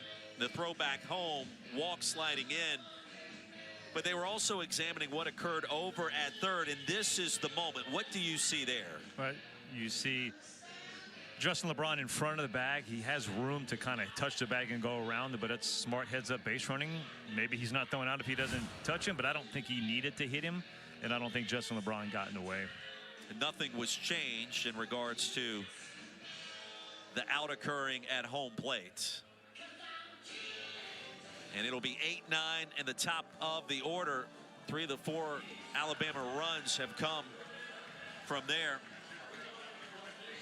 And Coleman Mizell be called as a pinch hitter in the 8 hole to lead things off here in the bottom of the ninth. And top closer in the SEC, at least up to this point, Dylan Crooks on the mound for OU. Leads the league in saves and a first pitch fastball at 94. Well, he looks faster than that the first time out of his right hand. Yeah, it's got a little, giddy up at the very bottom of the zone. Alabama saw him yesterday. Faced 3 batters, 9 total pitches. Mizell low and in, and that grazed the umpire, and Alex Ransom a hop, skip, and a jump away from the box for a moment. Boy, you can hear that one up here. That wasn't like the pitch that came inside and grazed the jersey earlier. Ouch.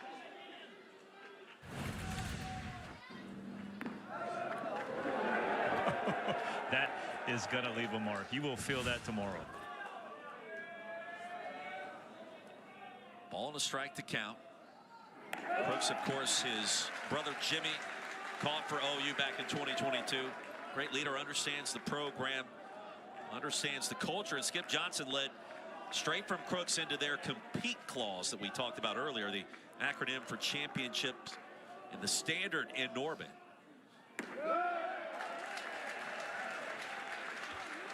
Three balls and a strike.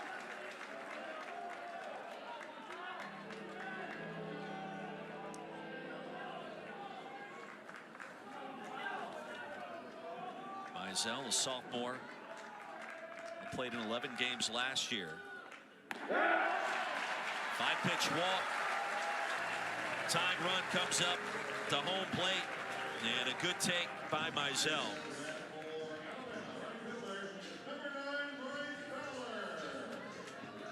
And now a great chance that we're going to see Justin LeBron hit in this inning with ducks likely on the pond, and we'll see, Lance, what that means.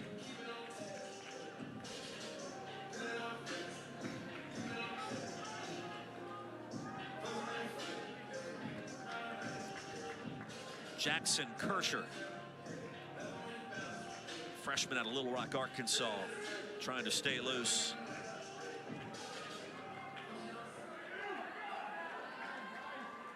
Wind still blowing in and slightly towards right field for Bryce Fowler.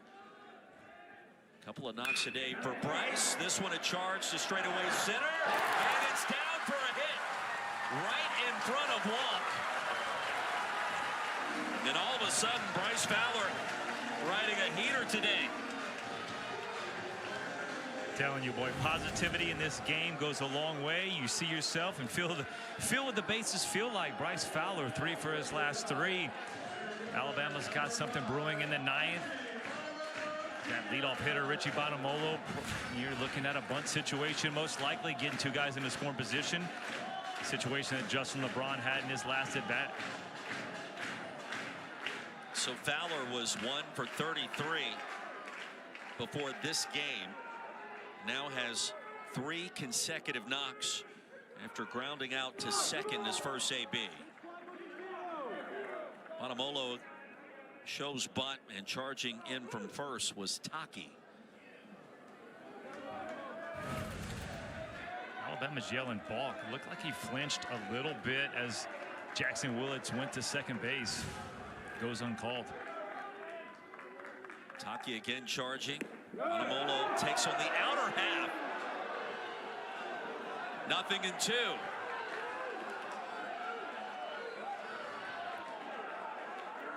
Richie's 1 for 3. That one, a home run in the 3rd inning, 2nd of the season. 0-2 from Crooks outside. Rob Vaughn always talks about believing, the belief, the confidence. Comeback wins this year, documented several of those here today.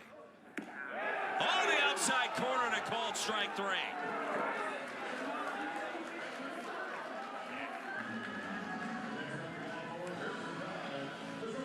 Crooks showed he could go right to that pitch and continue to put in the right spot. If you get it called, go back to it. And Alex Ransom might have given him a little bit, but gets the punch out. Now Crooks has only given up 2 earned runs all season. One was last night, and here's where you have to be careful if you're Dylan Crooks. The superstar Justin LeBron, a big rip right into the heart of the net. If you're Justin LeBron, what does his mentality need to be here, trailing by 2? Right. Again, these kind of guys stay in the moment, right? You can't try to do too much, but right now Oklahoma is absolutely pounding the fastball in. 95 mile an hour from Crooks. So it's either fastball in, going slider away. LeBron with 3 strikeouts and a double today in his 4 plate appearances. Whips that past him at 93. His last 5 pitches have been all fastballs, and the catcher has slid in every single one of them. So now you have so much to work with. You can do the exact same thing, maybe go up the ladder a little bit more, or look to go that slider away. LeBron steps out for a moment. Tying run are aboard, and LeBron get those gloves in order. You see his numbers, runners in scoring position this year. Electric. First team All SEC shortstop, freshman All-America. That was last year. Leads the country in RBIs this year. Against the heat of Dylan Crooks. Fights it off. He had a little smile right there. I think that ball hits him in the chest if he doesn't swing. Or if he doesn't even hit it. Yeah, that ball hits him square in the number. What does that tell you as a pitcher?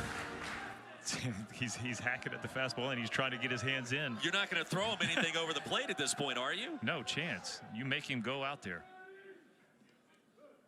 Yeah. You're going to see how far he will go. Will he expand the zone, especially if he's getting in that swing mode?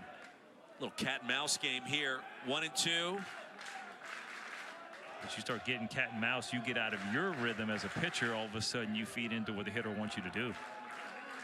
Really into the weeds. And this AB for Justin LeBron. Now Justin thinking the same thing we are. So was Dylan Crooks, and so nothing to hit. Now with a 2-2 count, we'll see. This is fun. Oh, you love seeing the superstar is up in the situation. Bottom of the ninth. Winning run. Heat versus power. LeBron stays alive. Boy, Carmichael may have caught that ball right off the bat. The inner thigh. That's twice today.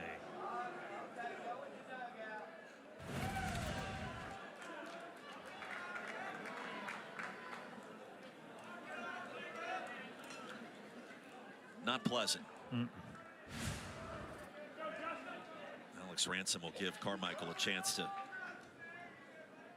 reorder.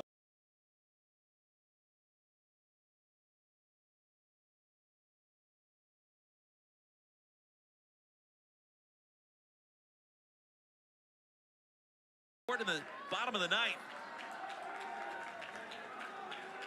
Crunch time in Tuscaloosa. Crooks comes home. Let's do it again. And that's the part where you went the 0-2 fastball up, non-competitive pitch. Then you go breaking ball off the plate, non-competitive pitch. Now you're thinking 2-2. I got to be more in the zone, and you're seeing balls. He's going in, but that's more inner third, and that's where LeBron's going to beat you. Got to still think you got to get to the corner if you're going in. 3 hits last night, including a home run. Just 1 today for Justin LeBron. Full count.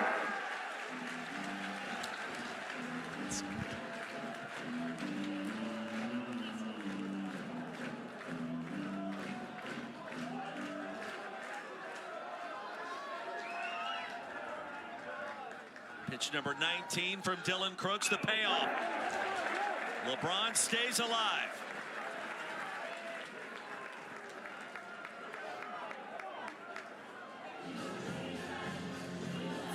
Home runs this season for Justin LeBron. If he reaches 14, ball game ends. These are the situations where you're working for in the fall, those long days in the fall that you're picturing yourself.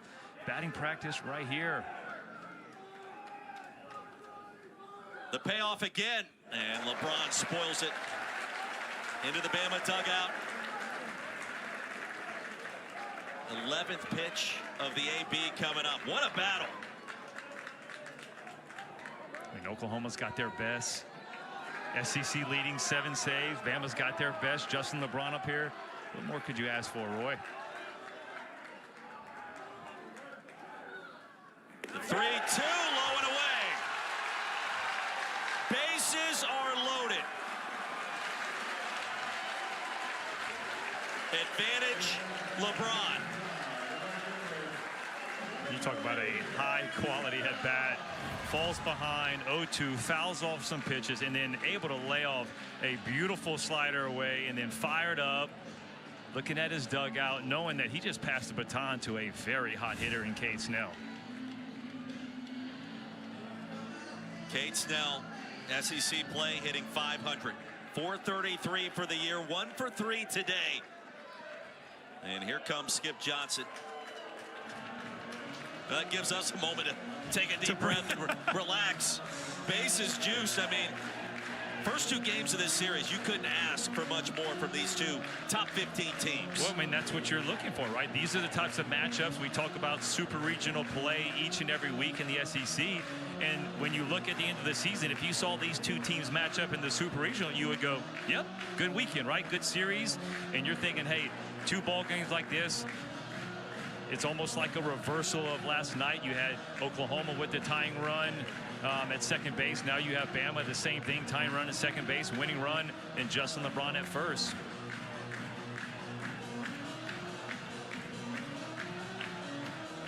Skip Johnson back to the dugout.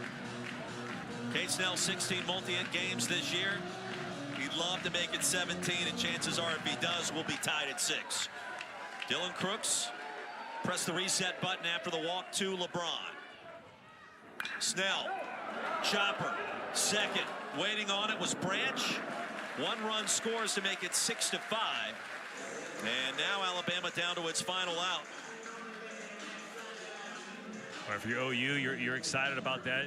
Crooks will take that ground ball. You'll trade the run for an out, and especially in a situation where you feel better about a right-on-right matchup.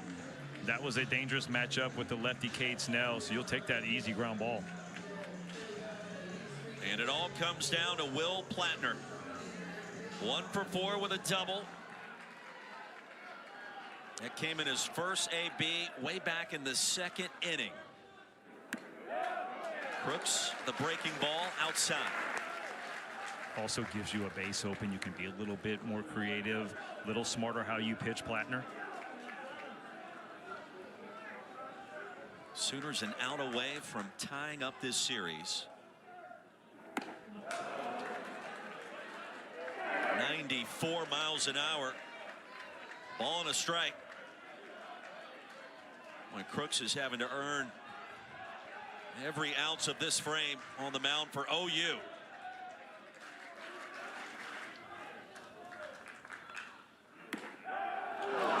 And Alabama down to its final strike. Boy, gut-wrenching moments these first 2 games.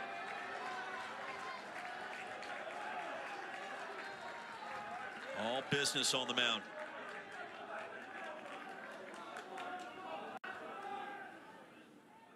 But Platner thought about it and thought better. Peel down to first. It's 2-2. Junior from Springfield, Illinois, transfer from Ole Miss. Will Platner.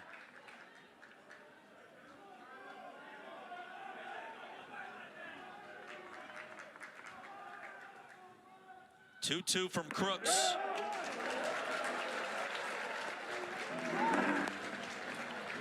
Full count. Will Hodo in the on-deck circle for the tie. Fowler at third, LeBron at second.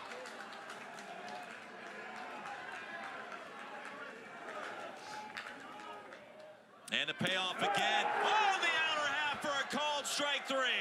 And the ball game is over. Dylan Crooks. 6-5, the final. Pressure-packed moments. Boomer Sooner gets it done on the road in game 2. Boy, Crooks continues to pump the fastball down away. Might have been a little bit off, a little bit low. Gets the call. Alex Ransom gives it to him, and save number 8 for Crooks. That's the NCAA leading save, not only just the SEC. First 2 games of this series. Oklahoma, welcome to the SEC here in Tuscaloosa. As good as you will find this year in the SEC.